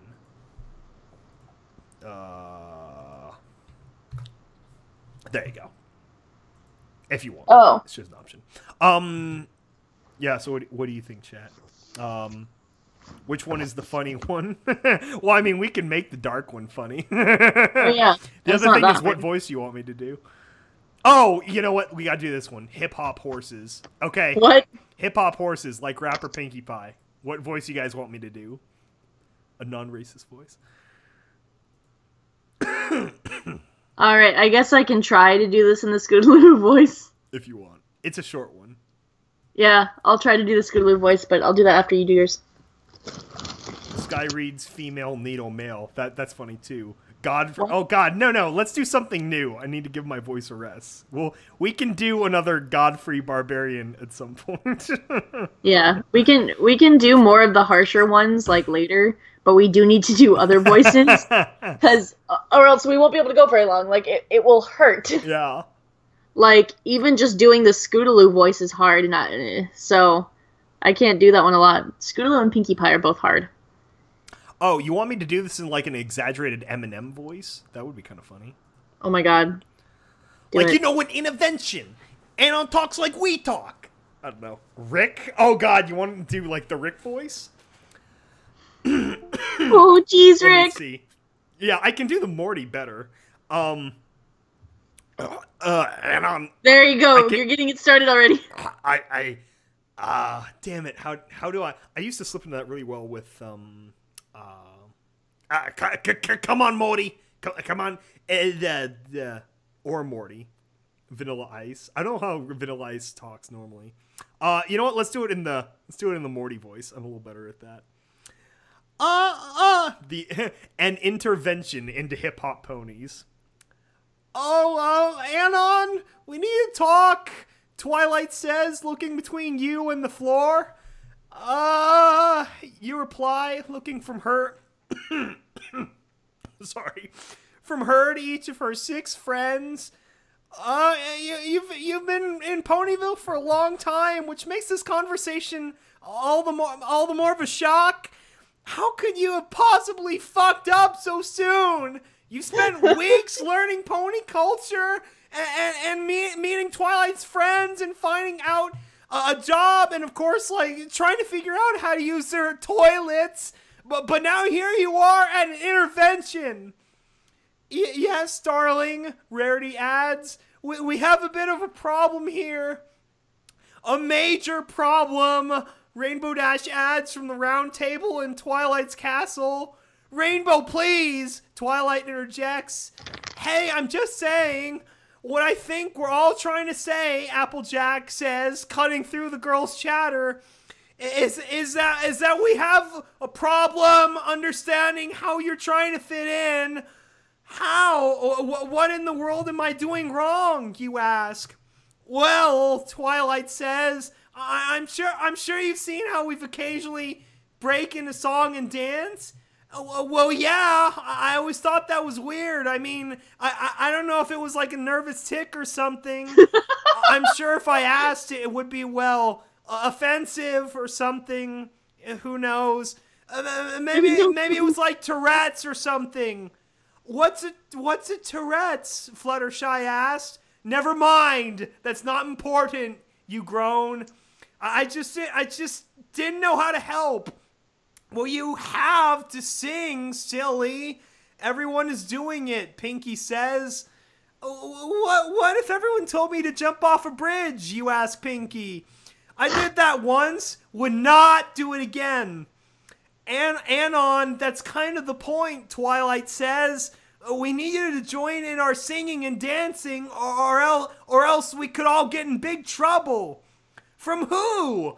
Is there some law in Equestria that every pony has within a 5-mile radius has to join in a singing and dancing number? A silence filled the room. Oh, come on! You've got to be kidding me! Well, it's actually 3, Applejack says. You groan under your breath and rise from your chair at the crystal table. This is ridiculous! How am I supposed to know what to sing, let alone the practice dance choreography? Oh, Pinky gasps. Duh, he hasn't seen the video. The girls' voices unify in a single act of realization. Of course, Twilight says. I've seen the video so many times since I was a filly that it's permanently burned into my brain. We have to show him. So the 6 mares look at you in expectation, smiling widely as you look between the 6 of them. If this is a snuff film, I'm out. Please don't show me any snuff films with magical horses. And then there's a break in the text. Okay, that's it, I'm out, you say. Anon, we haven't even started it yet, Rainbow growls. I already know I won't like it. You sigh and sit down in the chair in front of the dusty television, and the rest of the main 6 sit on the floor, crowded together in front of you. Twilight levitates a remote in her magical grasp as she nods, then presses the play button. The VHS player... Are you fucking kidding me? Twilight VHS? What the fuck is wrong with you? But the VHS player clicks to life and the static fills the screen, the image jumping up and down until it settles. Welcome to Dancin' to the Rhythm. I'm your host, Whoa Nelly, and today we're going to teach you all the magic moves that you need to be a legal citizen of Equestria or else, she says enthusiastically. So you look at each of the girls who stare at the screen in rapt attention at the overweight pony on screen. This is messed up, you mutter. Dancing is fun and we can teach it to you. Today's lesson will be hip-hop moves. Oh, this one's my favorite, Pinky says. Twilight slushes the interrupter, allowing the television to speak. First, we're going to learn the swerve. It's so easy that your Grammy could do it. First, just take your front right hoof and hold it to the right. Then make a counterclockwise circle. Bring your hoof to the left, meaning your body along with your hoof. The pony on screen performs her move as the mares in the room lean along with her. Then to finish the move, we do the same thing in reverse with a clockwise circle. See? Watch. Whoa, Nelly, the fat-ass pony, swerves herself back into position and then beams at the camera. It's so easy! Now then, one more time all together, but with a beat. A click track begins to play through the speaker as Nelly swerves herself to the left and then to the right half of the screen. That's right, pop it like it's hot, she says. Now you try. Press pause and rewind to do it with me. The video pauses and Twilight rises from her seat. All right, Anon, I hope you're paying attention. It's time to swerve.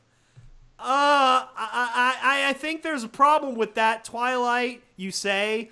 Of course not. Just watch me. In no time, you'll swerve like me every day. Twilight mimics the video perfectly, so swerving herself to the left and to the right, and Rainbow moves in beside her and mimics her. Nothing to it, Rainbow says. Except one thing, you grunt. I don't stand on 4 legs. I'm a human.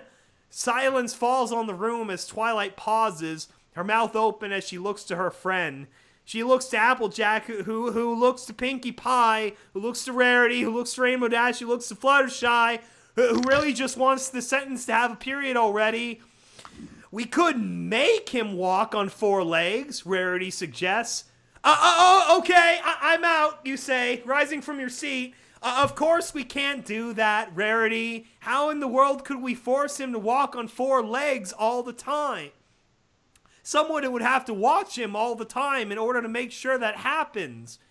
Fluttershy quietly raises her hoof, which goes unnoticed by the group. I could watch...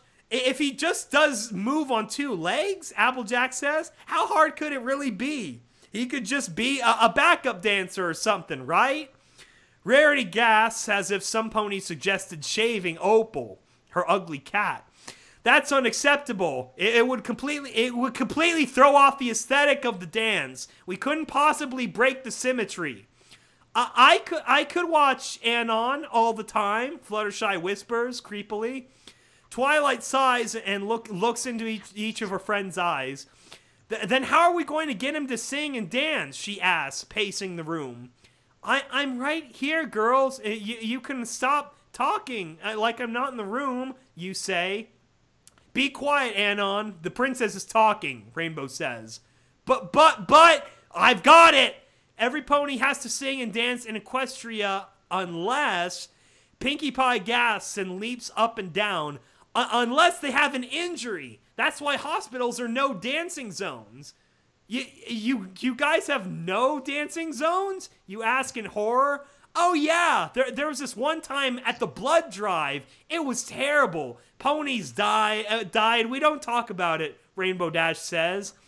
Apple Bloom still has nightmares, Applejack interjects. We just have to make sure Anon has an injury and... No, I'm out, you scream, heading toward the door. But it's too late. Twilight envelops you in a bright purple light, and you're back at the center of the room. And on the right side, you at least don't have to sing or dance ever, because you know they'll always say about performances, break a leg. And that's the end of the story. What the fuck? Yeah, so they broke his leg and now he can't dance. Doesn't have to. He's exempt. He's exempt. Oh. All right. That was fun. That was fun. Let's see what people are asking. Break in the song and dance. This stream is killing SkyBolt. Yeah, this is wearing my voice down a little bit. Just a little bit. DJ Wobble. What the heck, fat shaming? Okay, let's upgrade this to absinthe. Yeah, I'll take some fucking absinthe. That sounds great right now. Ice cream, milk, rum, and cacao. Oh, yeah. So no chatfic grilling. I don't want to be mean to anything people have written in the chat. I don't know. You know. I mean, if you want us to, if you willingly put yourself up to it, you gotta be careful, you know. I have been telling people to send them our way, because, like, we can't always see... Oh, yeah, we need links, too, yeah. Yeah, you gotta send us the link, so you either send it, like, via Discord or something like that. Okay, well, you start with the next one. I gotta get more water. Alright, so I think I'm doing the Scootaloo one that you sent. Alright, you guys wanna hear me wreck my voice? Alright, wait, gotta get more comfortable. Sitting on my bed. Okay. It wasn't until I laid down did I even think that no one was going to ever come back. A whisper escaped my mouth and I closed my eyes, laying in front of the front door. It had felt like years since Mom and Dad left, and with the days blurred together in this house, it may have really been that long already. The welcome rug at the door now has its fabric matted on the shape of my form. Weird. Knowing that they would be where I had waited. What? This is written really weird, guys. The welcome rug at the door now had its fabric matted in my form. That sounds kinky. Knowing that where I would be would wait. I don't like the way this is written. But I'm trying, so it's okay. The lights in the dimly lit house giving the illusion that some pony would be home soon. Come on, Scootaloo, I thought to myself. Stay positive, just like Apple Bloom or Sweetie Belle would be. Optimism is an easy thing to say or imagine. However, it's a lot harder to put into practice. I rose from the mat on the front door and sauntered into the living room where photos of my mom and dad would be. I moved into the recliner. I need more water. It's already really hard to do.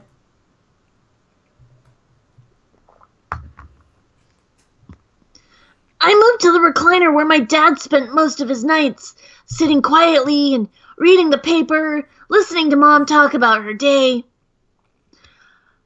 A bitter feeling boiled in my stomach and into my throat. I closed my eyes and focused on the chair, imagining the picture of Dad so clearly. My body shivered as I tried to make the picture in my head real. I hoped that when I opened my eyes, he'd be sitting there as if nothing had happened.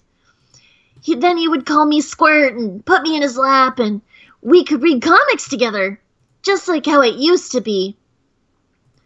However, there won't be a normal now. Not anymore. I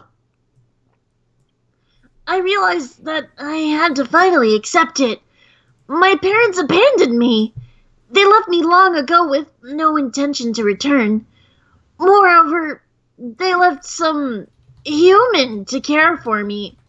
Now he's gone too. Instead, it's just me, all alone in this quiet, empty house. I opened my eyes, his chair was empty, and I shattered. I thought that said sharded.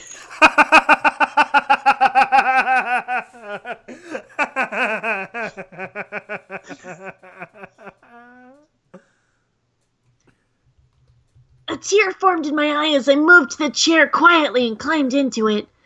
I curled into a small ball on the lazy horse, laying my head on one of its arms. She's the lazy horse. The minutes ticked by on the grandfather clock in the corner, each second feeling like it took longer than the last. I stared at the photo sitting on the coffee table beside the chair, where many a cup of coffee rested after dinner. Why the fuck would you drink coffee after dinner? Mom and Dad looked so happy in it. I looked so happy in it. What went wrong? Did I do something to disappoint them? Why else would Mom and Dad just simply leave? They said they'd be back later, hours ago. Now it's getting close to bedtime and I'm alone. Who will tuck me in or kiss me goodnight? Who would tell me that they loved me as I closed my eyes? Who would love me anymore at all?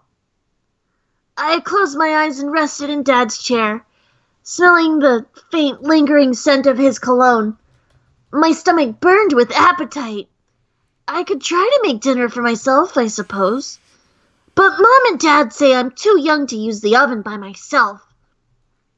As hungry as I am, I couldn't find the will to move from that spot. Should I call the girls and tell them that I'm an orphan now? Maybe Mom and Dad came... What if Mom and Dad came back? Even after all this time? Would the human get in trouble? I don't want any pony to get in trouble. I opened my eyes and shifted my position in the chair. My eyes moved to the scooter laying to the floor in pieces.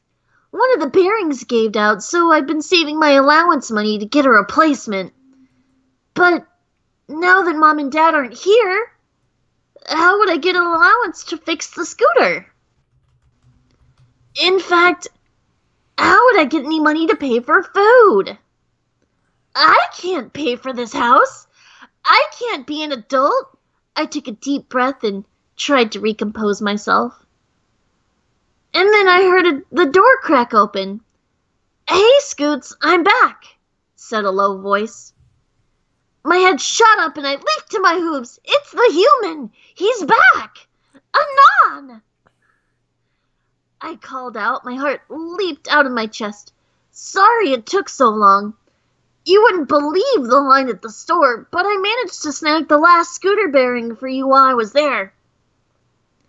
My tail wagged so fast it knocked over a vase as I galloped to the front door. I wasn't alone. I wasn't abandoned. The human wouldn't leave me. How could I have been so blind?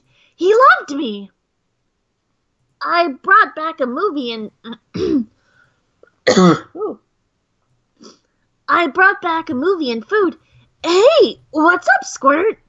Anon said, his attention drawn to me as I charged at him.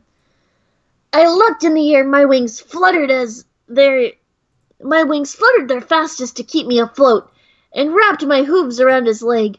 You're back! You're back! I cheered. Excuse me. Well, yeah, you look so sad. So I went and got stuff for a movie night while your parents are out on their weekly date. My eyes shot open. Oh, right. It's date night for Mom and Dad tonight, I asked. There's no question mark at the end of that. Yeah, that's why I'm babysitting you. We do this every week. Did you forget? My eyes darted around the room. No, I said. Are you lying? He asked. Yes. And you thought you were abandoned again? Is it so hard to believe? I asked. Yeah. You have two loving parents that cared for you. You really need to keep the whole I'm going to be an orphan thing under wraps. Yeah, I said, laughing to myself. You're right. I'm just being silly. Then I decided it would be smart to let blood flow to Anon's leg, so I dismounted. Trotting over to the couch, I breathed a sigh of relief. Everything was fine. I was simply overreacting. Anon Anon bought a bag of popcorn and a movie and turned his attention to me. Let's get your mind off of all of the sad orphan thoughts with a movie. Sound good? Anon asked. Sure, I said. What are we watching? Anonymous smiled and put a tape in the VCR as I sat on the couch. I brought my favorite superhero movies tonight. Batmare! I'm sure you're going to love it. Anonymous was never allowed to babysit for me again. Author's note, little known fact, ponies act like puppies when left alone. Thank you, Sketchy Ribbon, for the $2 of, wow, Scootaloo has an intelligence of 1. Yeah, damn straight. Oh, man. Woo! That was great. Batmare. Batmare. So we had one suggestion in the chat for me to do a JFK voice. So Oh my god, I did see that. I found this one short fic that I think will be good for this. So let's try this. Okay, we are guzzling this now. McQuimby. We are reading this fic by an author named Anon Pencil. Called Anon Pencil? called Spitting in the Wind. Spitfire stops on your way to see Fluttershy one morning, and you're not sure why, but you can tell without a doubt that nothing good can possibly come from this. Chapter 1 and only. Just a walk in the park, Kazansky. It would be a beautiful day today. In fact, the sunlight is beautiful, the skies are mostly clear, and it's a perfect kind of early afternoon to be out and about. But right now, you're not really enjoying the niceness. It's a little difficult for that. Spitfire stands in front of you, staring piercingly into your soul.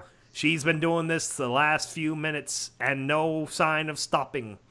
And you have no idea what she's doing. You were just passing by, on your way to see Fluttershy, about that time last night when one of her rabbits' friends snuck into your room and watched you undress.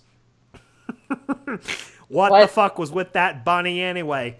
Staring you down, and its beady little eyes that show no forgiveness or compassion, studying your naked body without expression or motion, but with this intensity that made you feel like a 5-year-old caught experimenting with the family dog again. What? Fucking rabbits. Gotta tell Fluttershy to keep them away, or you'll prepare with the green peppercorn sauce next time. What? What? You better deal with that later. Back to Spitfire. She's standing in the path in front of you, blocking your way. She's not wearing her usual Wonderbolt's dress or military garb. You're struck by how completely naked she looks. None of the other ponies wear clothes, but somehow it's strange seeing her without them. It feels wrong, somehow. Dirty. Not unattractive, mind you, but definitely lewd. And that expression.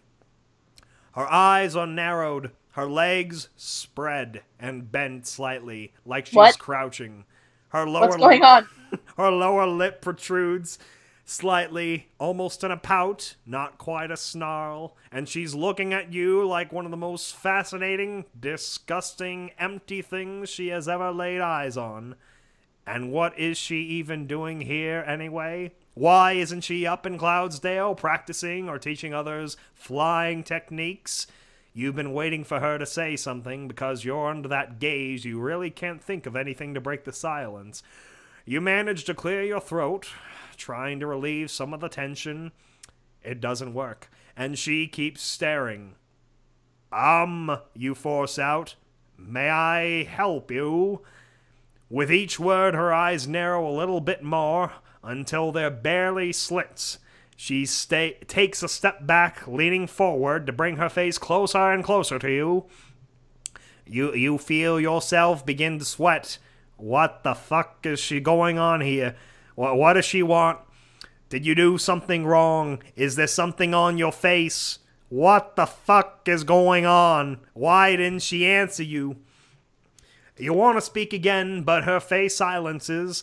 It's speaking to you in its own dark, horrible way now. Somehow you just know, without a doubt, that there is nothing you can say to her that she will listen to, accept, or deem worthy of even hearing. You're sure of it. Your words are worthless to her. Suddenly you feel very small and insignificant before this pony's searching and disapproving eyes. It's almost a physical, crushing sensation now. You swallow hard, pray for this to end. You're not sure why she's staring at you, but her look is beginning to cause you genuine physical pain now. You can feel it burning in the back of your skull. You can feel her gaze traveling through every recess of your brain. Oh God, she can see it all, can't she? That time you tickled Spike under the chin while he slept to see if it would give him a boner. It did. That time you made passionate love to one of Rarity's mannequins because you thought it might relieve your sexual frustration. It didn't. And that time that Iron Will held you down and, oh God, she can see it all. You feel sick. You feel today's lunch beginning to churn in your stomach. And as she draws even closer, her eyes flicker like flames, the heat of her expression searing your skin. You want to look away, but you can't. You're trapped there, paralyzed, as she dissects every last part of your psyche with her eyes. Make it stop. Please. Anyone, make it stop. You want to scream and run, but you can't. You can't even move. She's so close. You can feel her body heat. Feel her breath. You're trembling, sweating, nearly in tears now. You should have never left your house. Fuck it. Let the creepy stalker peeping tag Tom Rabbits ogle you while you change. It would be better than this. You should have never come to Ponyville. You should have never been born. You know that now. You can see it reflected in her eyes. You're sorry for it all. You wish for death and hope beyond hope that she will bring it to you now. You deserve it. End it, Spitfire. End the suffering and let me die. All of a sudden, Spitfire's eyes shoot wide open, and she pulls her face back from your sweating, shivering form, and she gives you a little, noise behind her pursed lips. Yep, she says with a curt, satisfied nod. What? Yep. What does she... Before you can react, Spitfire grabs you in a tight hug around your torso, spinning your arms to your sides. With a whoosh of the air, she springs toward the sky, hauling you with her. You shriek as you rocket upward, higher, higher, past clouds and birds, and the air rips past your skin, stinging. Your eyes begin to water at the speed that your flight pulls your lips and cheeks back taut against your face. Higher and higher you fly, still grasped firmly in Spitfire's hooves, and all at once, she stops. The two of you hang in the air, the only sound methodical flapping of her wings. You look at her, gasping and shaking from the intensity of the experience. Your eyes begin to focus a little more. You notice that things have changed. You're not talking about your elevation. She's smiling, almost tenderly at you now, and you can't help but smile back. She's not staring you down anymore. The searching disgust and hatred is gone. She doesn't know all of your deepest secrets. She's not the pony antichrist. She might even be affection of those around you. Beautiful, kind eyes now. There's hope, love, clouds, rays of sun. My God, she's beautiful. And you feel beautiful too, just being there in her arms with her above the clouds. This could easily be the happiest moment of your... And Spitfire lets go. And there's a moment where you hang there, gravity not clasping you in the forces yet, when you stare at Spitfire's grinning face with confusion, loss. Why, you manage to squeak out. Then you fall. You flail, shrieking as you plummet down, down. You see the trees, earth approaching you. The ground is rising up to swallow you, break you, kill you. This is it. This is it. You land with a sickening moist crack and know no more. Above you, Spitfire sticks out a pouting lower lip as she stares at your crumpled form far below. She sighs gently, shaking her head, looking as disappointed as she's ever been. And as the blood pools around you, she turns away and begins to fly slowly back towards Cloudsdale. Damn, she mutters. Guess Rainbow wins that bet. Humans can't fly, after all. End. Humans can't fly, after all. Author's note to anyone who caught the reference I made to the chapter title. I'm sorry, and I love you. Also, because I didn't make it clear, the story this time around, I really hate Spike. That is all. Pencil. And there you go. So I hope you You enjoyed that walk in the park, Kazansky. I don't get that reference either. What the fuck? I have another Simpsons voice for my next story. Trying to find one to do like a Fluttershy or something that's easy on my voice. There you go. Yeah, this actually helped me a bit because this is a different register than what I was doing before.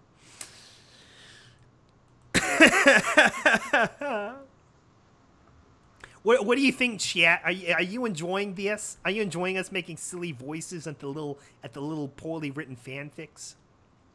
I really want more absolute shit fanfics, though. I want the stuff that has like the terrible grammar and like no sentence structure and all that good stuff.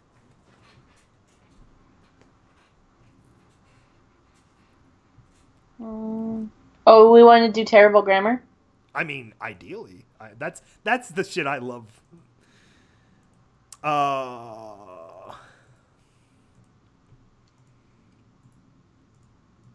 Oh my god, what the fuck? I just found some. 4 of them in a row are Dragon Ball Z. Damn. That could be good, though. Edgy. I could do a Vegeta voice for one of those. Let's see. Kakarot. Carrot cake.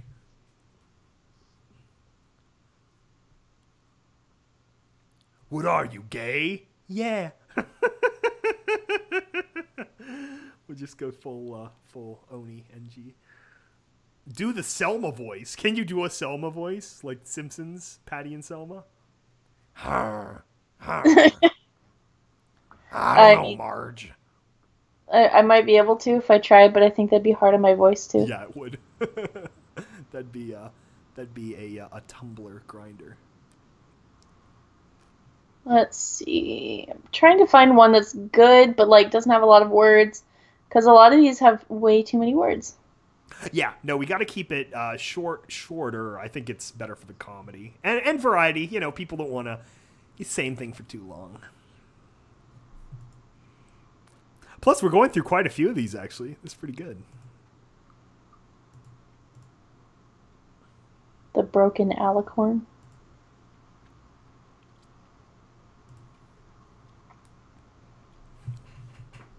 That sounds edgy. Super edgy. What the fuck? What the fuck? What the fuck is going on? Do you guys have anything you want me to do my Mr. Plinker voice in? That would be kind of fun. Especially something with a bit of a dark undertone. Something we could really make fun of. Too bad we have no stories with rhymes, so that we could have good zebra times. Oh my god. I just improved one of the chat comments. I just realized we're in top chat. I'm not sure if we're getting filtered, but let's go over to live chat. I told Vermont. Go over to live chat. Vermont's not fun. Vermont's not here right now. Well, I told Vermont. I was like, Vermont, guess what I got to do that you'll never be able to do? And he goes, what? I got to hug Sakura. Aww. And he's just like, fuck you. And I was like, yeah. And she said I was a really cute derpy. That's adorable. Yep. I was standing there with my buddy Kyle, and he's talking with her and like her handler, and he's asking like if they need anything, and I'm just standing there, just chilling, just with my little derpy horse, and she looks at me and she goes, "You're so cute! I love your dress! Oh my gosh!" And I was like, "Yeah, watch," and it does this really cool spin, and I span around because the skirt does a really good spin, and she goes, "Oh my god, you're so cute! Give me a hug!" And that's adorable. She was adorable. She's a very nice lady. Little Pip goes to the grocery store. I was just going to say the same. Yeah, I'm Googling that right now. I see apparently the Spanish version. Little Pip va al supermercado, a My Little Pony fanfiction. You want me to do it in my most broken Spanish voice, chat? I'm reading this one. Little Pip no encuentra. Yeah. I just like kind of read through it, and it's just like there's sex in this one. Oh no. I want to read this one as Fluttershy. Okay, yeah, that's good. Oh my gosh. So this one's called Scandal. Okay. DEL. Scandal. It was the anniversary of Princess Cadence and her husband Shining Armor. Cadence had been looking forward to spending time with her husband, especially since she found out that she was pregnant with the heir or heiress to the Crystal Empire. And she couldn't wait to tell Shining Armor. She trotted along happily to her and Shining Armor's bedchambers. I feel more like Snow White. Oh, yeah. That's what I feel like it is. More like Snow White. To her and Shining Armor's bedchambers to get ready for a night of romance. While on her way, she came across one of her servants. "Good day, princess, and happy anniversary," the servant said to the princess. "Why, thank you very V-A-R-Y. Much, Crescendo. So you can spell crescendo, but you can't spell very. Okay." Cadence said to the servant, calling her by name. She was about to pass on when Crescendo stopped her. "Princess, I've got bad news," she said sadly. After being told the bad news, Cadence galloped away to the rest of the bedchambers. That bastard! How dare he do this? Cadence thought to herself. When she reached the chamber, she heard moaning coming from inside the room. Oh my. "Yes! Oh yes! You slut! Fuck yeah! Harder! Oh my." She heard Shining Armor, she heard Shining Order as she heard, wait, what? She heard Shining Order, she then heard what sounded like a mare screaming in pleasure. Well, I wanted something with bad grammar and I got it. I asked for this. I should have known what was going on. Let's see. Cadence couldn't take anymore, and she opened the door, and when she entered, Yes? Continue. She couldn't take anymore, and she opened the door. When she entered the bedchambers, she saw Shining with his dick inside a known pony prostitute named Burning Ecstasy. How do you Behind name a child Shining, that without knowing what they're going to end up being? I have no idea. That's fucked up. Behind Shining was her cousin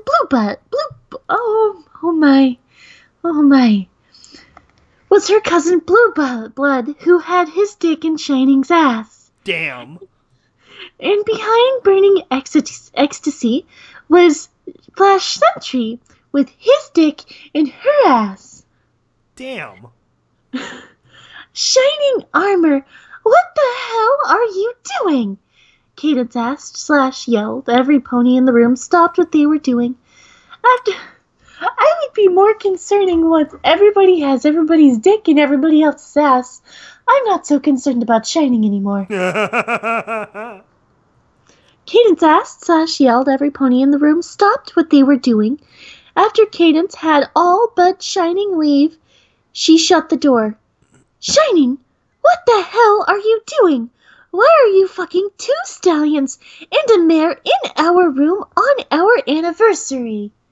If it wasn't on our anniversary, I don't think that she would be as angry. She asked / yelled again. Shining said nothing and kept looking at the wall. Shining, get out. You can sleep in another room for tonight. Cadence said. Shining looked at her, then scoffed at her. He walked up to her and smacked her, sending her straight to the floor. Well, that's rude. I'm getting a little lightheaded.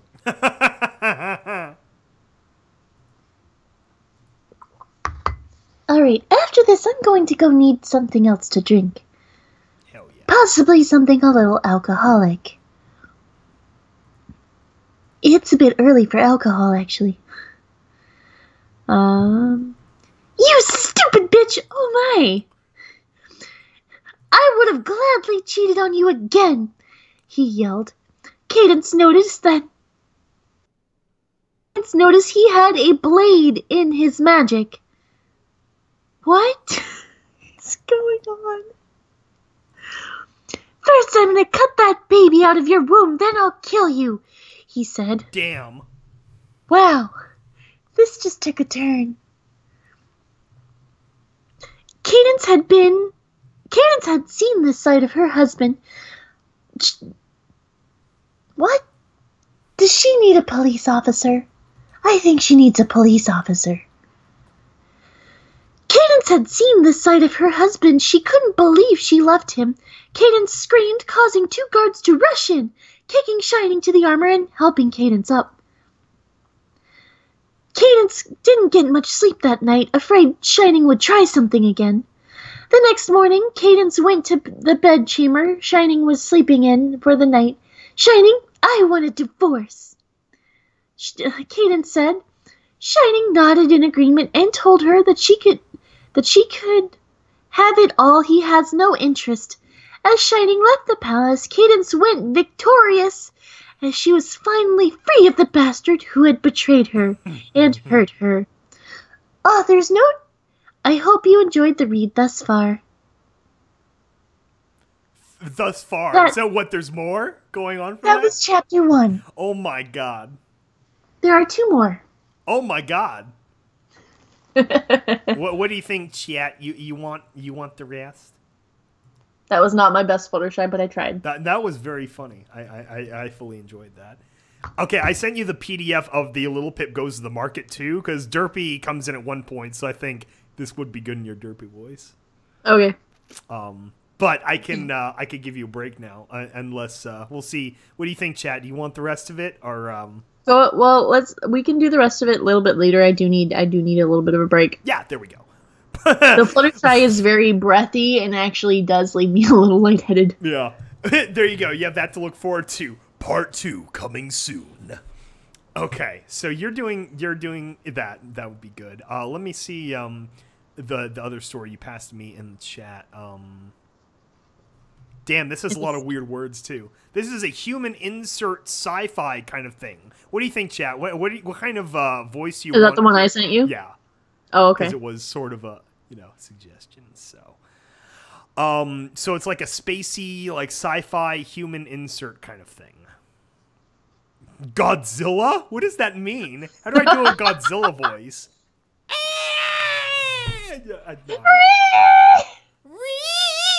I don't know how to do a Godzilla voice. Oh, Godfrey. No, guys. Damn it. I mean, that would be better. I think it's funnier with, like, a more, like, romantic kind of conflicts. Because he did that whole thing where he read the 50 Shades of Grey, which is what I was kind of playing on. Oh, Batman? Okay. Okay, we can do a Batman. Sure. That actually worked good for this. Okay. Okay. Let's... Give me a second. Get close to the microphone for these low tones. Giggity. Giggity. Empyrean short story. There's been the usual rounds. Get up, prepare for the day, monitor the species you were surveying for the past century, sleep, and start the cycle all over again. Usually such a task would drive anyone mad from the constant repetition, let alone having to do it for so long. It sounds like my day job. Captain Gregorome of the Warden's Eye survey ship. The task was quite literally a learning experience like any other, as him and his crew studied every equine species that populated the planet designated MK1454. Kara May. Gregorome spoke softly in his native dialect, the feeling of his paws going numb as he sat in his command chair aboard the ship. They actually this was like human insert. Yeah, that's true. This is more anthro. Sorry. I was just skimming it, so I saw, like, yeah. Gregorome didn't need to see what was happening on the surface. The radiation detectors would have given enough information. Perhaps if it was an attempt at denial, that somehow, if he pulled up the main video feed, it would disprove the fact that the species they were monitoring had in fact restored their nuclear capabilities. Of course he was wrong. I like this implication of restored, like when this like a Fallout Equestria fanfic. I like this. All anyone could do was watch as the two native superpowers on the planet wiped each other out. It was utter madness. Madness? This is Sparta! By the Maker, perhaps there will be survivors, asked his navigation officer. We have the means to... You know the protocol, Joram, Gregorome interjected, looking back at the young, dark-skinned human. Our only job is to survey and report. Gregorome couldn't blame him. He too wanted to swoop down and save the day, to save the species from themselves. Of course he knew that was foolish. He may have been an imperial elder, but even he lacked proper authority to command such an action. Not to mention, there was no telling how such a primitive species, primitive by galactic standards in any case, could react to such a superior civilization with technology that could literally knock them back to their herd-like state. Turning back to the main feed, he ejected a data chip from his armrest and held it out to his side. Take this to communications and see if they can produce as many copies of the recording as they can. The council is going to want to see this. As you command, said Jerome, taking it from his superior and exiting the bridge. Unlike the other species, Gregorome knew the Empire had no need for bowing and groveling, the naming of sirs to report to their superiors. He knew, if he was being honest, it would annoy him to keep hearing "yes, elder," or anything to that effect. Everyone knew their place, and so long as they recognized who was in charge, there wouldn't be any problems.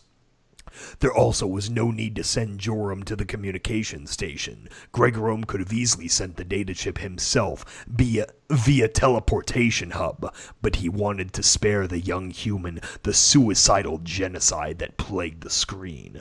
The view was sickening to look at, but at the same time, the captain couldn't look away, not because he enjoyed it, but because he was too awestruck at the insanity these ponies and zebras were willing to do to each other.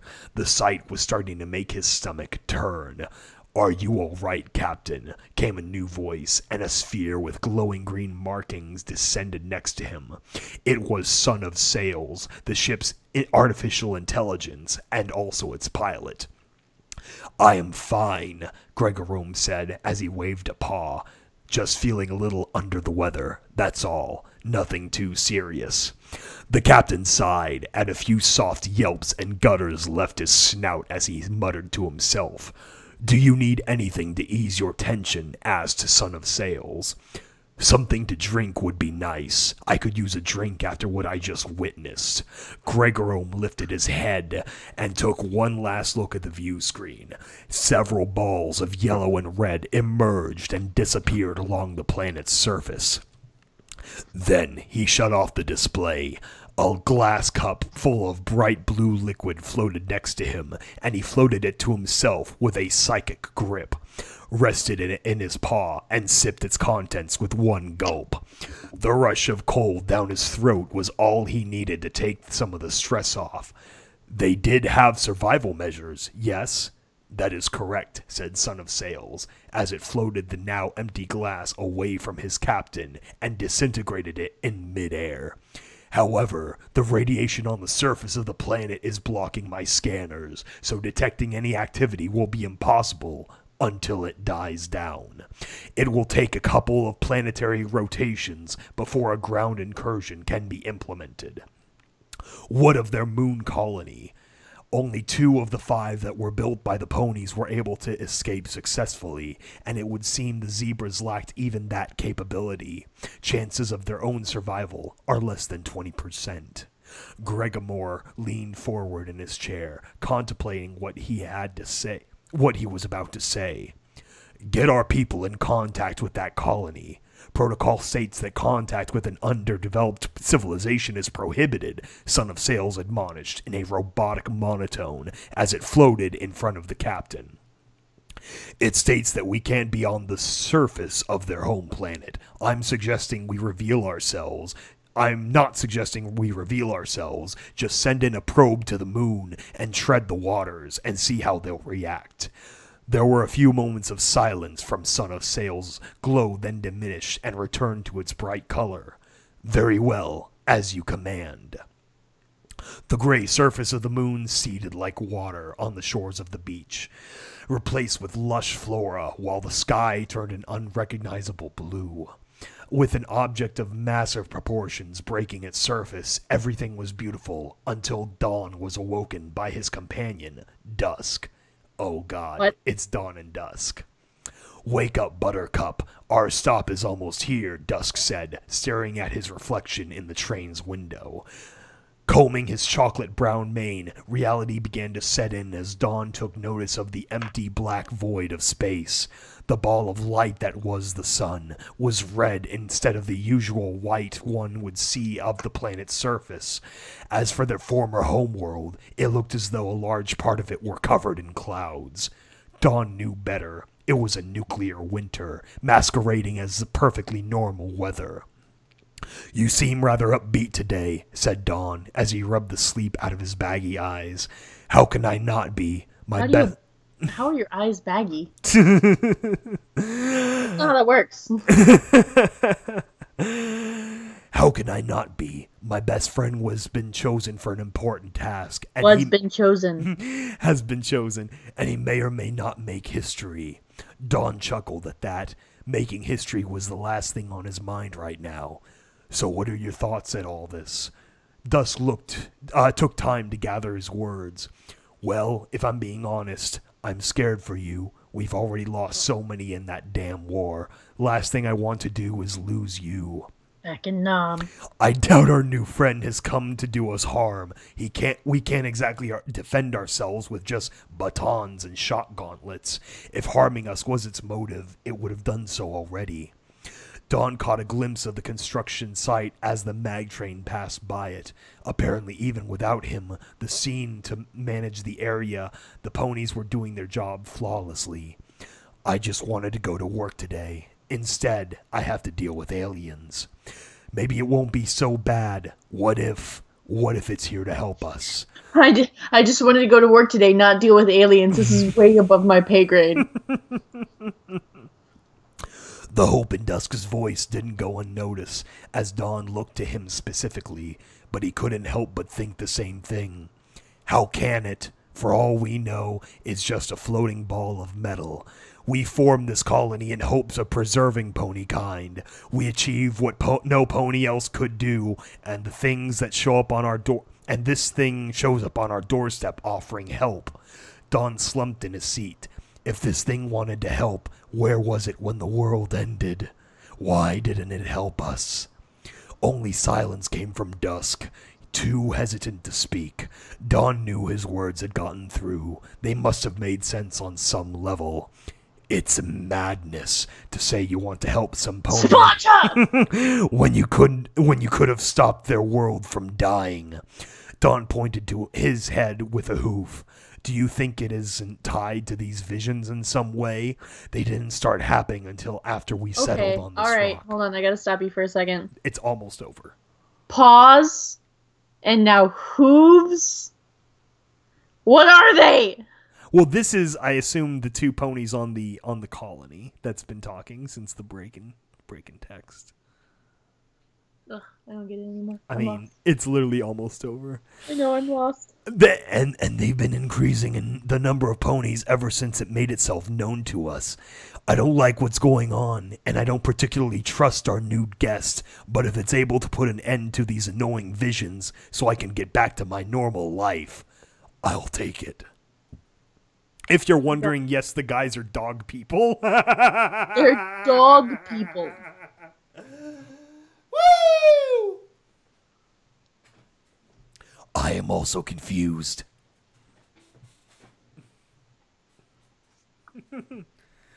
Okay. Okay, well there you go, chat. That was some spacey alien peoples watching the Equestria end. I gotta say, Vermont and Mohan would have liked that story because it implies the moon colony that they really, really wanted to make in chapter 4 of Terminal Secrets. Well, they should have, but they didn't. Yep. Sky, do a racist Italian voice. Oh my god.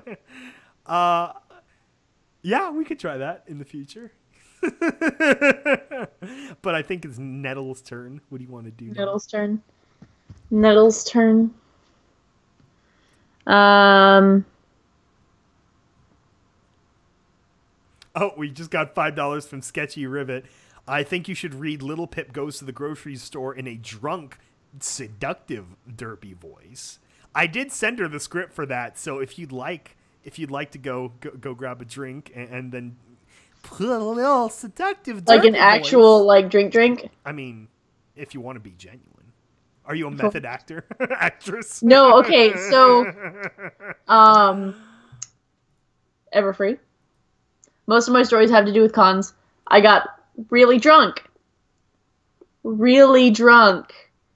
And I realized that I didn't have my key. Oh no. And both you and Kenzie, I thought at the time, were asleep. So I didn't want to call you guys to wake you up or anything, right? So I go over there with Starstorm, and I was like, I gotta go get a new key from the front desk. He goes, no, Stitch, you can't do it. You're really fucked up. Like, no. Watch. Star, watch. I got this. I can do this. He goes, I don't think you can do this. I was like, no, watch, I got this. Hi, my name is Kim. I need to get a new key. I locked myself out of my room and I've lost it. And he just gets the biggest eyes and just stares at me and walk away. I was like, all right, we're good. Let's go. Go back up to the room, get whatever it is that we needed at the time. I forgot what it was. I think it was when we were heading towards Denny's or something. I was like, all right, we're good. Dude, that was amazing. I couldn't even tell you were drunk for a second there. I was like, yeah, I'm really fucked up. Ooh, we have a suggestion for cult classic voice. I can do that next. Yeah. Or maybe not next, but soon. Yes. Okay. So I have to read the whole thing with there's an ant on my nail. The drunk doesn't have to be genuine. No, but I'm encouraging her. It's good for method action. He's encouraging me. Drink some. Wow, it's really long. Drink some alcohol. I don't think it's that long. It's 2 Oh, pages. okay. It just looks long because it's small. Yeah. Read the next one as if it's a confessions episode. So, do I have to start talking like this anytime there's a female voice? I mean, you could. I mean, I could. It's not that hard. Alright, we'll see.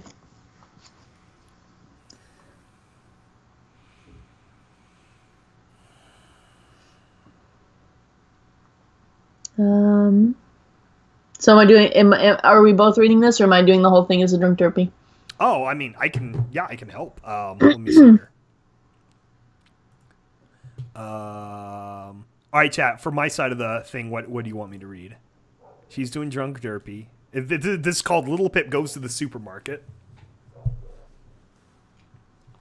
I mean, I can read the whole thing as drunk derpy. That's not hard. That too. What do you guys want? I'm not trying to showbiz you. You could read the whole thing if you want. Do you want the whole thing as drunk derpy or no more Godfrey? Not for a minute. I will do that before the end. We will do one more. I swear. One more Godfrey. We'll find something good to go with it. Hello, Octavia. You got to give me something good to do with it. Not too long though. I need more of that voice. We'll do another one of these too, you guys. This is not going to be the only episode. As long as we get racist Italian, please. Shit. A baba da boopy? Booba da baba da boopy. Stop it. Okay, I guess I'm doing that then for this. All derpy. We're doing Big Mac. Actually, that works. It's like an Italian supermarket. Okay. Okay, perfect. What Headcanon am I- accepted. What am I doing? Are we split reading this somehow? We're getting we're getting in the chat all Derpy. So you go ahead and you do you. Okay. We'll all right. find something for Italian voice. I sighed, searching for at least a fifth time between the shelves of the pantry. Velvet, where are my rice cakes? I don't know. I did not eat them. Velvet shouted from the other room. If there's no pantry, you'll have to go buy more. My mood, already turned off for not being able to enjoy my favorite sandwich, collapsed even more. Ah, cannot Calamity go this time? I was there last time, Little Pip. Calamity spoke from the studio. Ovations and commentaries coming through the television accompanied him. It's your turn to do the It's your turn to do the What? Yeah. It's your turn to do this. Bring me a miraculous mycelium, will you? It works well for hoof bites, and mine are very bad lately. Oh, come on, umpire, that was missing. Homage! I screamed, hoping that at least she would save me from the solo trip. We have to go shopping! Not now! Homage answered for my misfortune. I am preparing to record my podcast. You already know my agenda.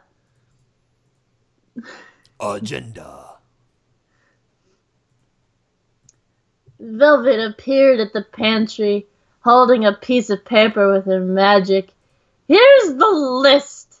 Do not forget the milk.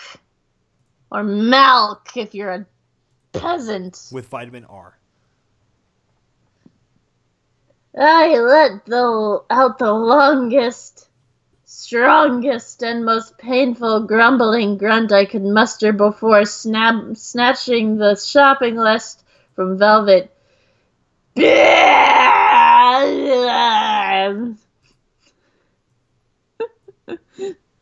That's actually what it says.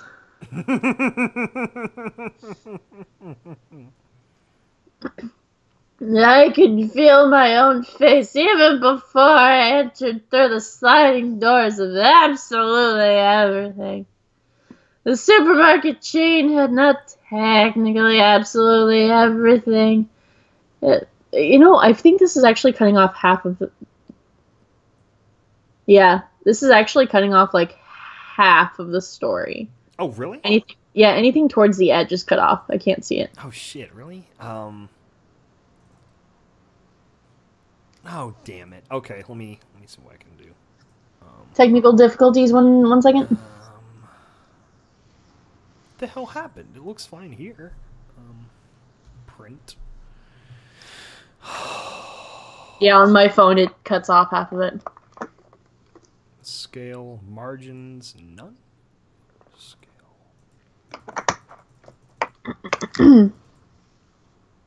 You know what? Let's turn it to landscape, see if that helps.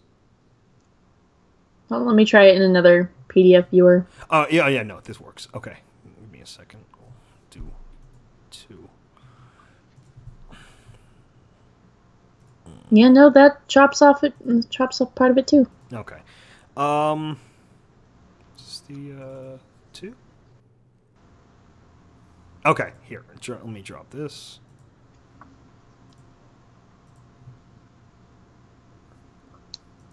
No, just close the fucking... You can also send links over something like Twitter. Well, because what I had to do was translate it. No, not you. You're fine. Okay, I'm talking to the chat. Also, chat, if you have a foreign language one, please translate it somehow before sending it to us. It just helps on the production side.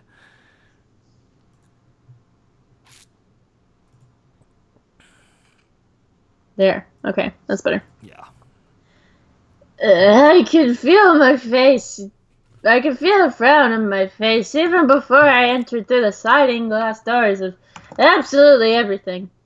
The supermarket chain did not technically have absolutely everything, but it had many things. And one of those things were rice cakes. And the nearest place was trotting.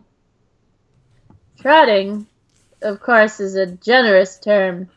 It was more like a walk. Why did no one at home ever think to invest in a van? I will never know. Once again, I finished struggling with the shopping cart to free it from the pile. Like they're all just stacked on top of each other, guy.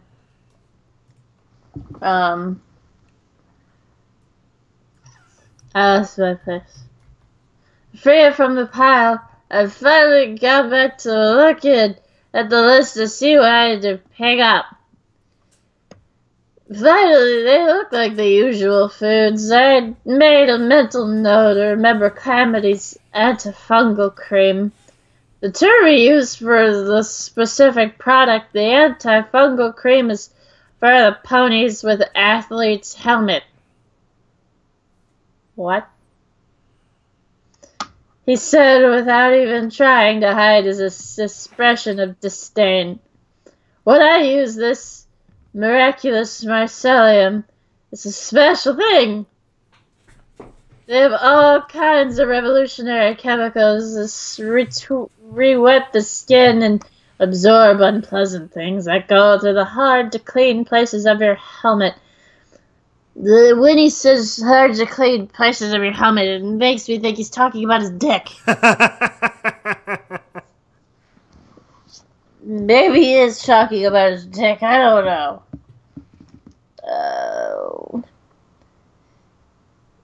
You know what I'm talking about. Right on the frog.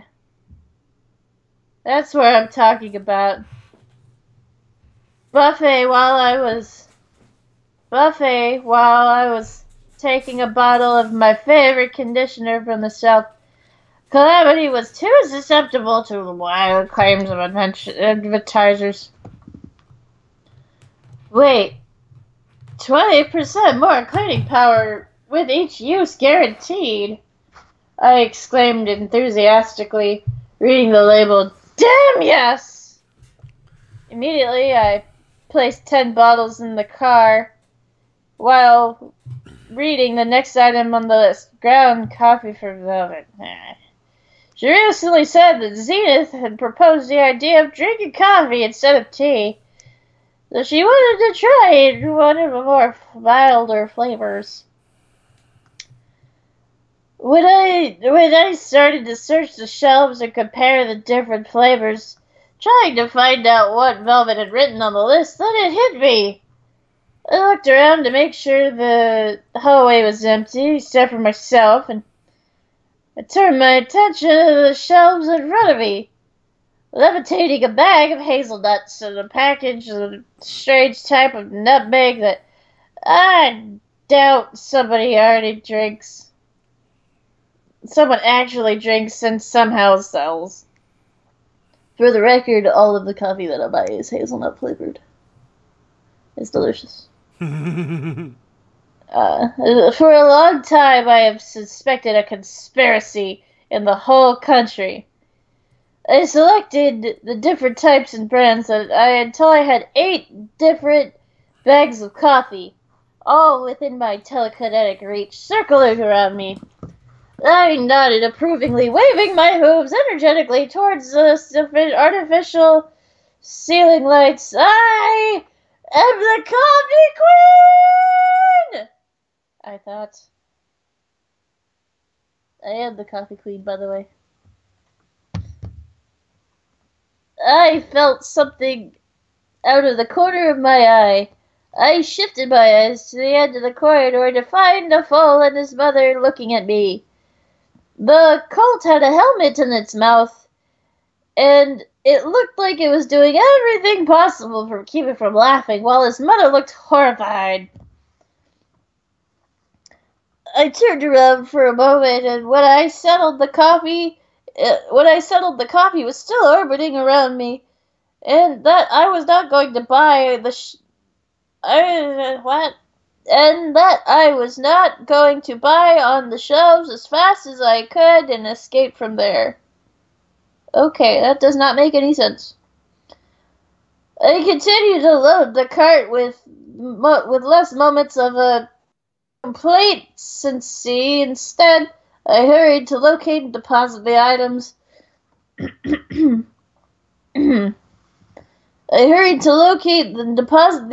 Inside of my cart with pinpoint accuracy. Feeling a bit daring, I even took the initiative to buy 2 boxes of grape juice at discount for 2 for 1. I'm going to impress Calamity with the savings that I'm making! I thought to myself, well, next thing on the list is bread. I'm not sure why it's so important that we have more bread while the toaster was broken, but hey, it's not my fault. I recently added the item to my cart and moved down the aisle. A flash of panic seized me briefly. Somebody sending me a message. Stop it. Actually, what is this? Now I'm curious. Oh my god. A friend of mine just sent me a picture of crocheted toilet paper. Ew, why? Because I crochet. Anyway. That's disgusting! Yep. A moment of brief panic seized me briefly as I searched through the shelves until I found the right one. Our usual brand of whole wheat. I caught it up with my magic, which lit up a green glow. At the moment of contact, the red helmet touched her. I followed the limb to its short... What? I think it's supposed to say hoof. Red hoof and not red helmet. I'm so confused. I think we all are. I followed the limb to its source and found myself looking at a terrestrial stallion with black hair and blue eyes. Our looks connected. He narrowed his eyes. I looked at him. He started to look at me fiercely. I lowered my head without breaking contact, inhaling hot air through my nose. He dug into the ground with his hind leg. Excuse me. I listened to our side. I looked to the impatient dark Pegasus looking at us. Your cart is in the way. I backed up. He leaned between us, taking the shelf under him a loaf of the same bread which the red stallion and I had been paralyzed. Giving us one last arched eyebrow, the Pegasus came around the corridor. I turned my attention to the ground, Pony. Was this translated from another language? Yeah, this was Spanish. Okay, that's why. That's why everything's weird. Thank you, Google Translate.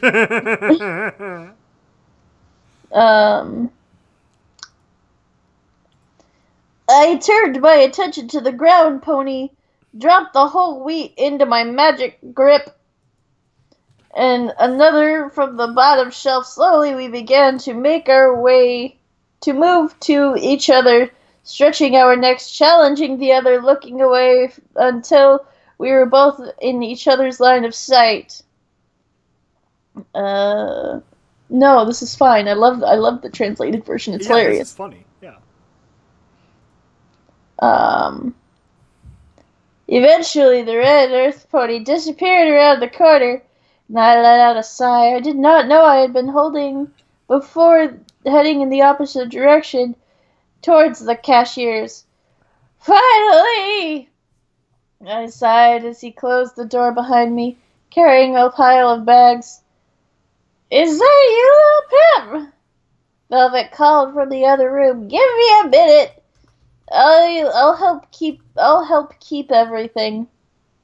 Thanks, Velvet. It's appreciated, I said, walking into the kitchen, opening the fridge to stuff it with some of my booty. Hell yeah. Velvet joined me, and together we loaded the pantry with food. There is no way of thinking of her doing this, Velvet said, as she put the last carrot in the drawer. You were very helpful today. I smiled at the compliment. Oh, it's nothing in truth. Velvet nodded. Even so, that deserves recognition. Now you can enjoy your rice cakes. My smile froze on my face. Little Pip, I did not move. I did not even blink. Little Pip, did you forget to buy your rice cakes? Ah! Ah. You're welcome. Fantastic. Well, we have gotten a lot of, well, it was the one chat, but we've gotten a lot of suggestions for Italian voice, so I guess we're gonna have to do that. That's great. I found a fic that I think will work nicely for that. So let's do it. Oh my god. Okie dokie, I hope you know what you're in for. A fall from grace, the multiverse. A collective of universes so unbelievably massive, holding It doesn't every... even sound Italian. It sounds like a really bad Dracula. I mean, without the, like, Baba the Boofies and the... I just, but Mamma Mia's, you know, it's gonna blend a little bit.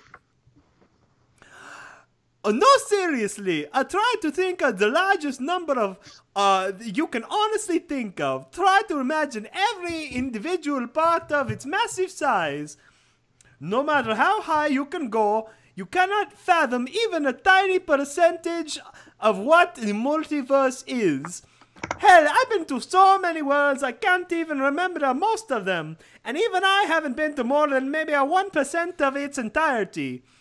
And who am I, you ask? Well, I go by many names, and each one is valid as the last. The Black Knight, the Agent of Enoch, Tiberius, the Baikal, a Jericho, but most people know me as the World Jumper. My purpose as such an individual is to protect high-value individuals and the items of the various powers in the multiverse, and to enact the will of my master Enoch. Throughout my travels, I have been sent to all manner of strange and bizarre worlds, like Naples, but none can but none can really match the years I spent on the world E95532M, or 1,000. It used to be 1,000 for us back in the glory days. As I recall it, the Equestria 14. It is a detailing of events. You see, it's hard to speak Italian too because you need the visuals. If you can't see the hands, it's not really Italian. So you guys gotta trust me that I'm doing the hands. Gotta trust me. Vermont is here. Oh God. He Gay. Yes, you are. This is the dealing of the events that transpired following my arrival and all the subsequent mayhem that was all around from me. A fall from grace. Destination, resolution. A planet Argus, segmentum ultimum, 40k verse. Oh God, we're in the 40k now. Before I was sent to the land of the friendship of the pretty ponies, I was fighting for my life in the grim darkness of the far future. For whatever reason, I seem to end up in the 40k worlds a lot. At least at the moment, I didn't have the steel in my mind against chaos, for fear of getting eaten by Tyrannids. Here it was just the frightening, dirty orcs. Why won't you take the mushrooms to die? I shouted at my bolter gun, unloaded in another horde of the greenskins. While a few went down, many of them had the shielding a la the jury-rigged forerun attack in their armor. Thus, the only way to take them out was hand-to-hand alongside the Space Wolves, the Spartan Fours, the Blood Angels, the Lemon Roosies, the Scorpions, were all blasted away at the Garaganox and the Orcish tanks, and all at me and the lasers and the bullets and plasma, all flying all around, all fast and furious. Why is the Forerunner Tech and the Spartans in the 40k, you might be asking? You might be asking yourself. And why am I fighting here? Well, there are true reasons for this. First, it is the type of the crossover event that is called the Precision Strike, and it is orchestrated by the great multiverse gods. And they like to create a diversity and a change by trading and copying and combining things into the different worlds. They also like to remove the things that exile them from the favor of the mortal puppets and all that's a different thing entirely. And here, for example, the UNSC fleet was the Forerunner installation with the transportation to the modern reaches of the Imperium. And then also, yeah, the misfortune of the fall under the Orc. Wah! So, as you may know, I'm a crossover specialist. My task, more than anything or not, is to make sure that school groups, the travelers, and the natives survive long enough for each of the cultural interaction and the hybridization to occur. Here, I had to call in many a few flavors with the Inquisition and the Mechanicus and the Stares, and favors to save you for the Imperium at the prior points in its history, to take the fleet in and get the Forerunner Tech, and unfortunately the installation got nearly taken over early on, and we were all waging a crusade to get the system back, which leads us back to right now. Because when the Orcs and the compass around the work robbers, he told me, I mean, he shouted, he yelled, as all the Orcs do, they always yell. He would have said more, but I choose a moment to punch him right in the face. And if it weren't for the Astralis armor, I would have killed him. As much as I was in the Eva armor, which was augmented and added to my human body, I didn't have the necessary kick to beat him right in the pizza face. I raised the bolter again, and I pulled the trigger, and I realized it was out, and I realized that all my normal weapons, both the Imperial and the UNSC, were out. Well, that's not good, I thought. If I can't shoot him, if I can't overpower him, then perhaps it's time for show this green bastard what I'm capable of. So I smiled, as all good Italians do, and this was my favorite part. I tossed a gun at their war boss and summoned all the energies in the multiverse to me. There's the Force, and there's the Warp, and the Magic, all in my command. And they all caught the gun, and he was soon going to hit the boot with his guard and double over. And I latched onto his robotic arm and gave another kick right in the gut. And it was such a great combination of the super strengths as the forces and all that stuff that it removed the arm from his body. And the war boss, typical, with his disregard of pain, he punched me back, actually sending me flying a couple of yards. I, landed firmly on my feet, and I summoned all the magic of the powers of the Force, and all that, and the elemental fire, and the left arm, and the Force lightning in my right, and I blasted the Orc with the huge burst that a burn which burn.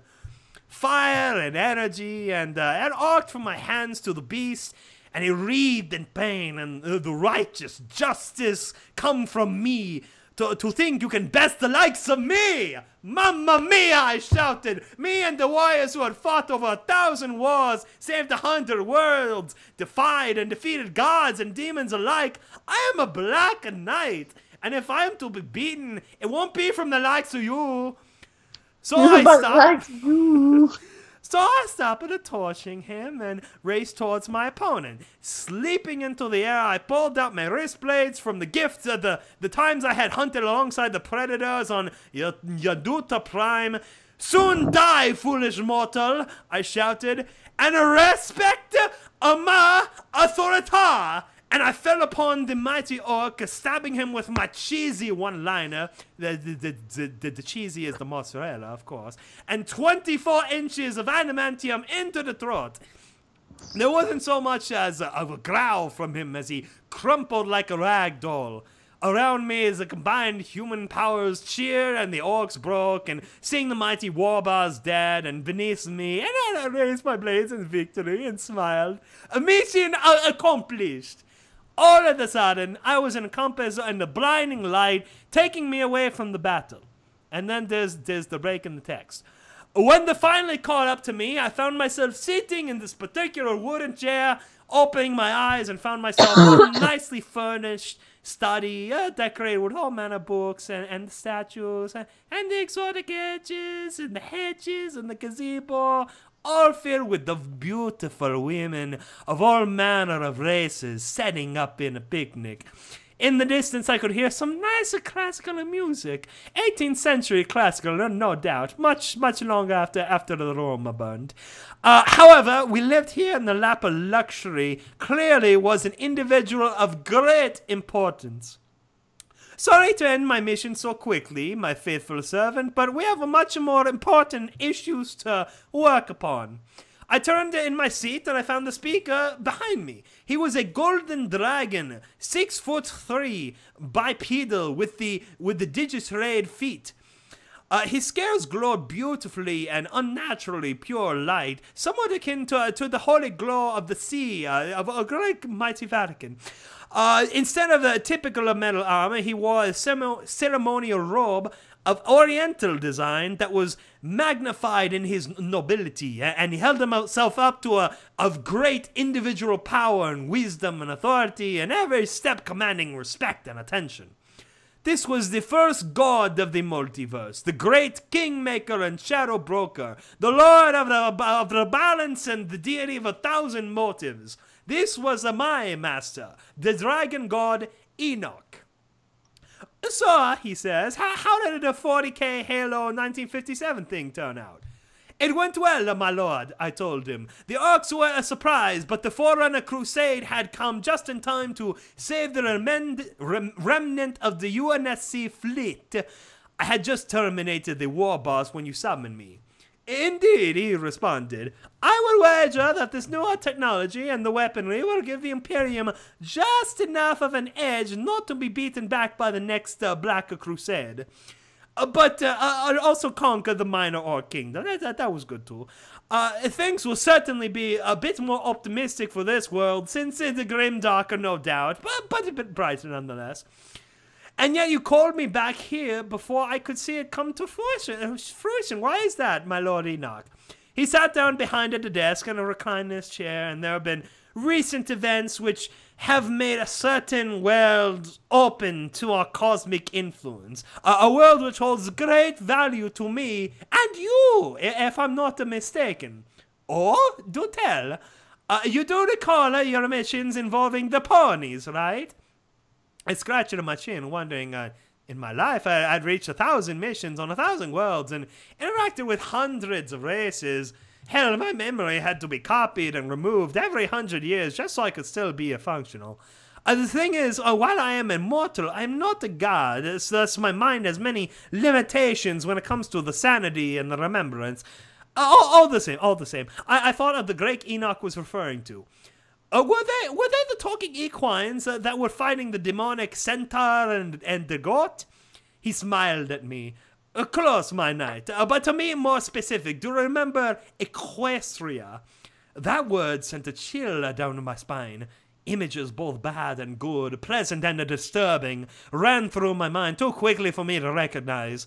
I couldn't truly remember what you were going about, but I knew enough that the world was important to my life as a world jumper.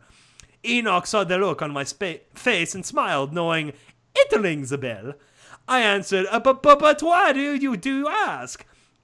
Like I said, the world has been opened up for travel. Not necessarily for mergers, mind you, but rather a world to work from. A vacation home, if you will. And naturally, there are certain gods out there that would be certainly like to gain turf in such a place to expand their influence and wisdom. Like Ishmael, yes, like my servant Ishmael. The flash of anger and hate ran through me. As there's an equal and opposite to everything, Enoch has a brother god named Ishmael. Like Enoch, I couldn't fully understand his motives, only so much that they subverted mine on a regular occasion. Having fought so many of his minions and visited his acclaimed worlds, I knew he was a blight upon existence, and everything was made worse by him. He's just one of those guys. He naturally attracted all that was dark and the evil, ended the world, and there was the forces of the corrupt universe, and either draw unto his control or straight conquer. He was like the Shao Kahn in that respect. But unlike the ruler of the outworld, Ishmael was a brother fighting his own battle, and like Enoch, my master, he had multiple servants and soldiers doing his bidding. The only individual who has served him was like that, his agent Zima, who demonstrated far more honor and kindness than even most of the people under my master's employment. But that's a story for another time. And I take it you want me to go there to claim it, make it all nice and pretty for you to collect, I deduced. Oh, I'm not going there. That is true, the god explained. I'm sending you there so that you clearly have the most experience and interest in these worlds. It's very peaceful for the most part, and you don't have to fear some overarching antagonist or a force there. Just think of it as a reward. 2,000 successful missions. My treat. All right. But what do you want me to do down there? It's not like you expect me to raise an army, do you? Oh, not at all. It's a simple infiltration and protection job. You sneak into the populace behind the VIPs and safeguard them from any attacks. Easy by our standards. I thought about it, and the mission did sound particularly easy compared to my usual jobs. Hell, who am I kidding? It sounded ridiculously easy. At the same time, the stuff that sounds very easy rarely is, and since I vaguely remember that place, perhaps more memories would return if I were there, giving me an advantage to take of whatever happened. And to top it all off, I'm just wrapped up a mission, and I've got nothing else really going on. So alright, I answered, I'll go. So long as I don't have a Darius on top of me from the sky. I hate when he does that. Darius is one of the lesser gods under Enoch's influence, who is responsible for officially sending me from Enoch's home to any other world. Just say when. And he says, he smiles rather mischievously and snaps his fingers, and I fell between other worlds. And we're at like a halfway point, so maybe we'll go back to your thing, and we can pick up this later. I'm kind of getting to the point where I'm like, all right, I think it's time to be done. We've been doing this for about 5 hours. Oh yeah, you mean the call in general? Yeah. I mean, we started the call maybe 10 minutes before we actually started doing this, so we've been doing this for about almost 4 hours. This has been a pretty solid stream, I think. This has been a pretty solid. I mean, I like it. Do you guys like it? I've been having fun. That's all that matters. Are you guys enjoying the stupid readings? It would be better in the Godfather voice. Oh, I could do a Godfather voice next time. Sure. His Holiness Lord Vermont has arrived. Heresy. Vermont, you just missed Needle doing Drunk Derpy. Didn't help with Cadia. Look, I'm like 6 shots in, and I lost coherent thoughts hours ago. Can't handle this Mario voice with the headache. It reminded me of Dr. Doofenshmirtz. Dr. Doofenshmirtz, yeah. Ciao. Yeah, ciao to you too. Later, buddy. And later, my Mediterranean friend. So if you guys are enjoying this, we can do more. Not right now though. I think it's time both of us need a rest. We've been doing crazy voices. I agree. I have all of these saved, so I can pick up. We can pick up from this later, and you can pick up from your thing later. And I have this other FIC I'd plan that I was going to do a comic book guy voice, so we can prime that for next time, chat. I think chat would probably want me. That one guy wanted me to do a little bit more Gilbert Gottfried. I could do. You gonna do one more Gilbert Gottfried? Yeah, one quick thing of that, because I did promise. So what do you want, chat? What do you want me to do with a Gilbert Gottfried voice? I'm gonna watch this. Good. We like rewatches. We do like rewatches. Let me see here.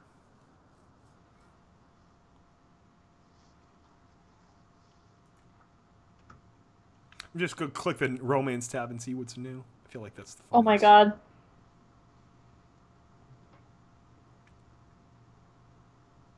Here we go. Discord breaks free from a phantom prison, and it's 1,000 words. This is like a brand new one that just dropped. Okay, let's do it.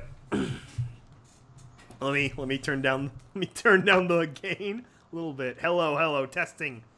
Testing 1, 2, 3. Okay.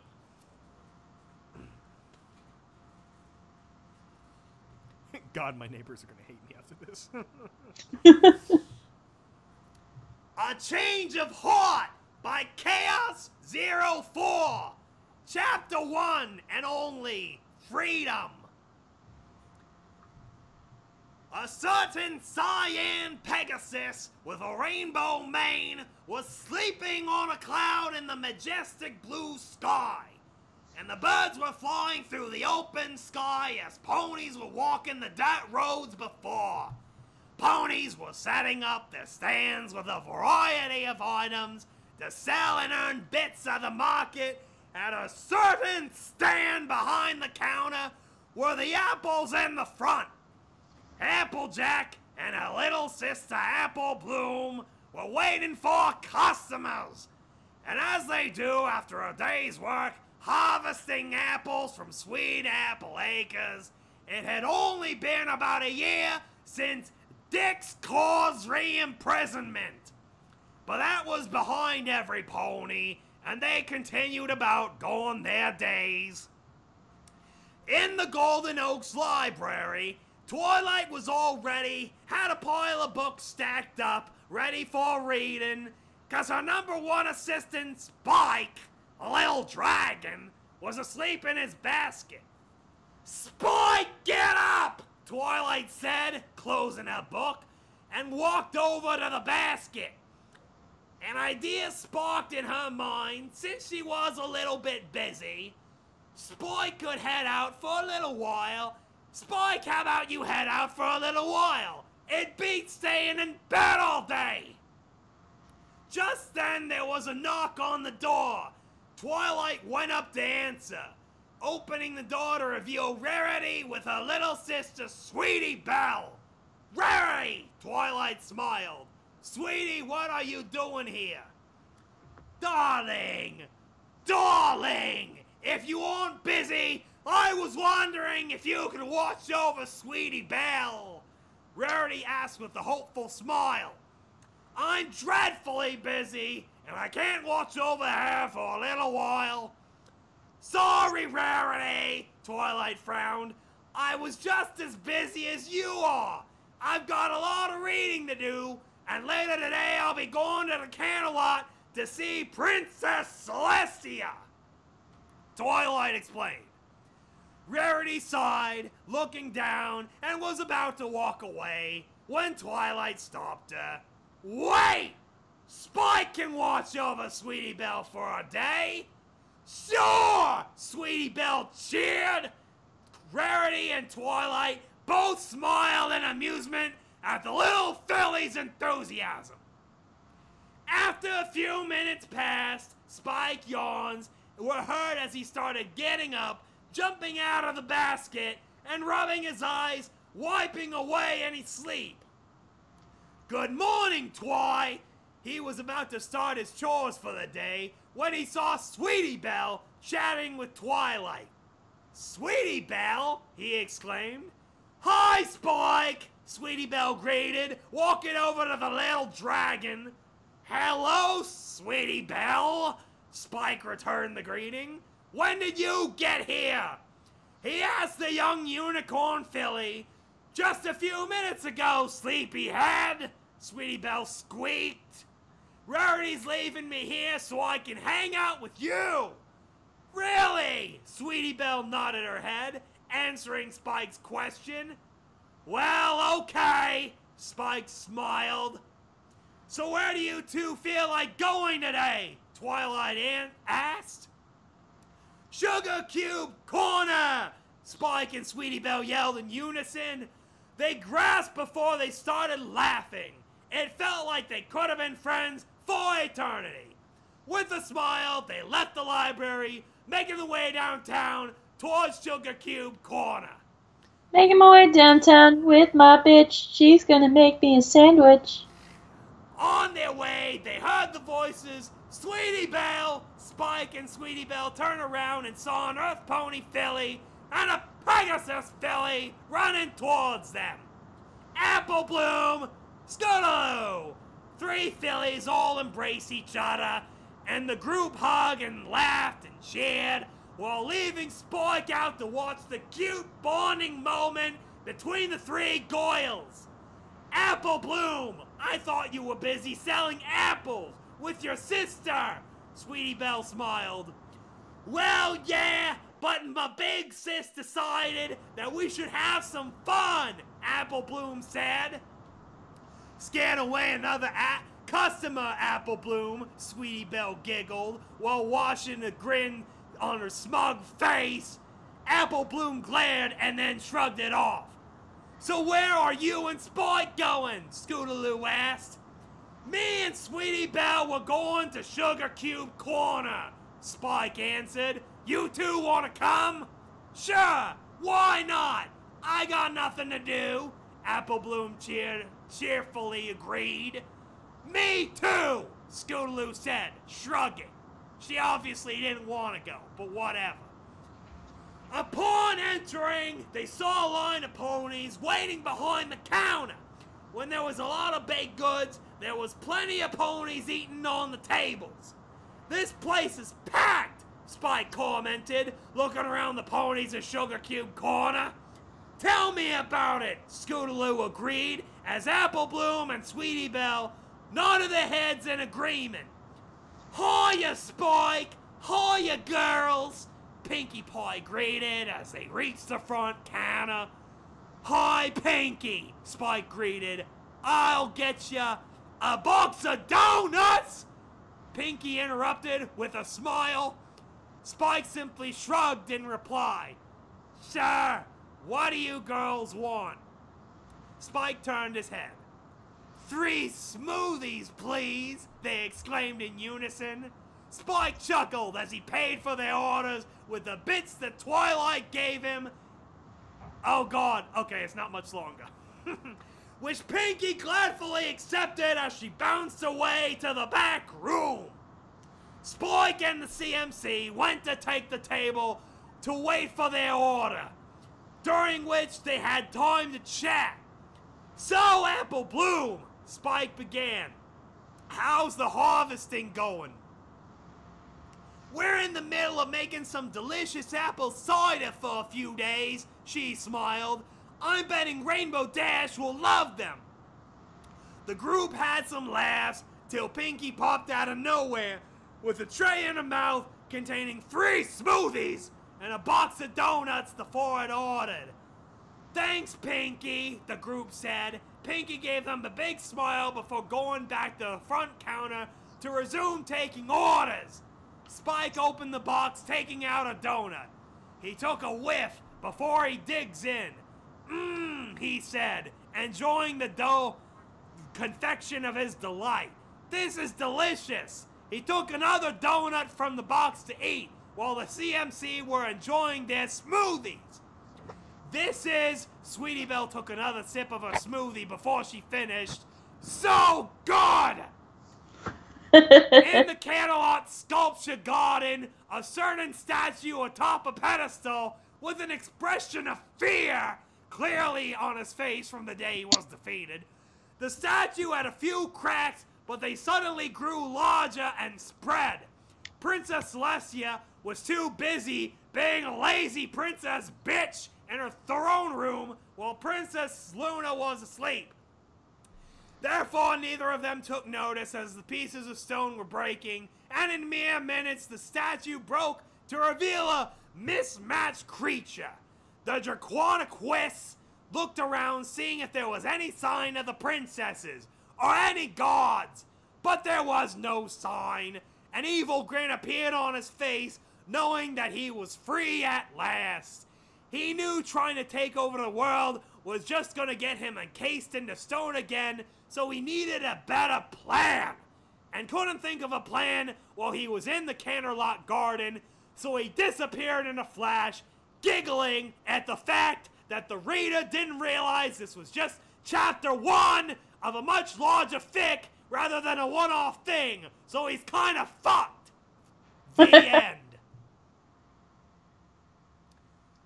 Okay. There you go, chat.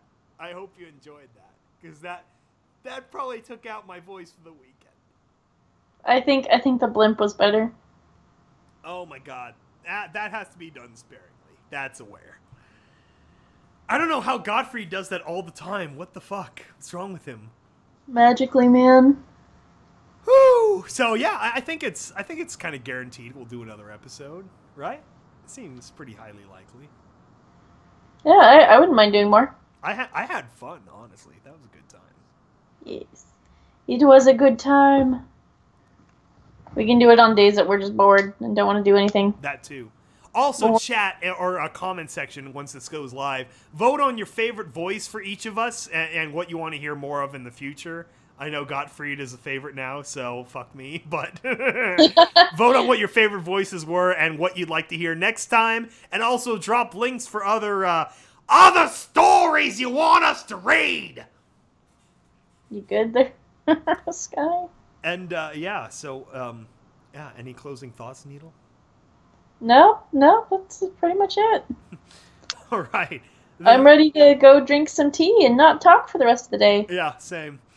We hope you enjoyed the What the Fic episode 1, the pilot, and yeah, we look forward to what'll come next. Drop us some good stuff. I hope it'll be fun. Okay, goodbye, chat.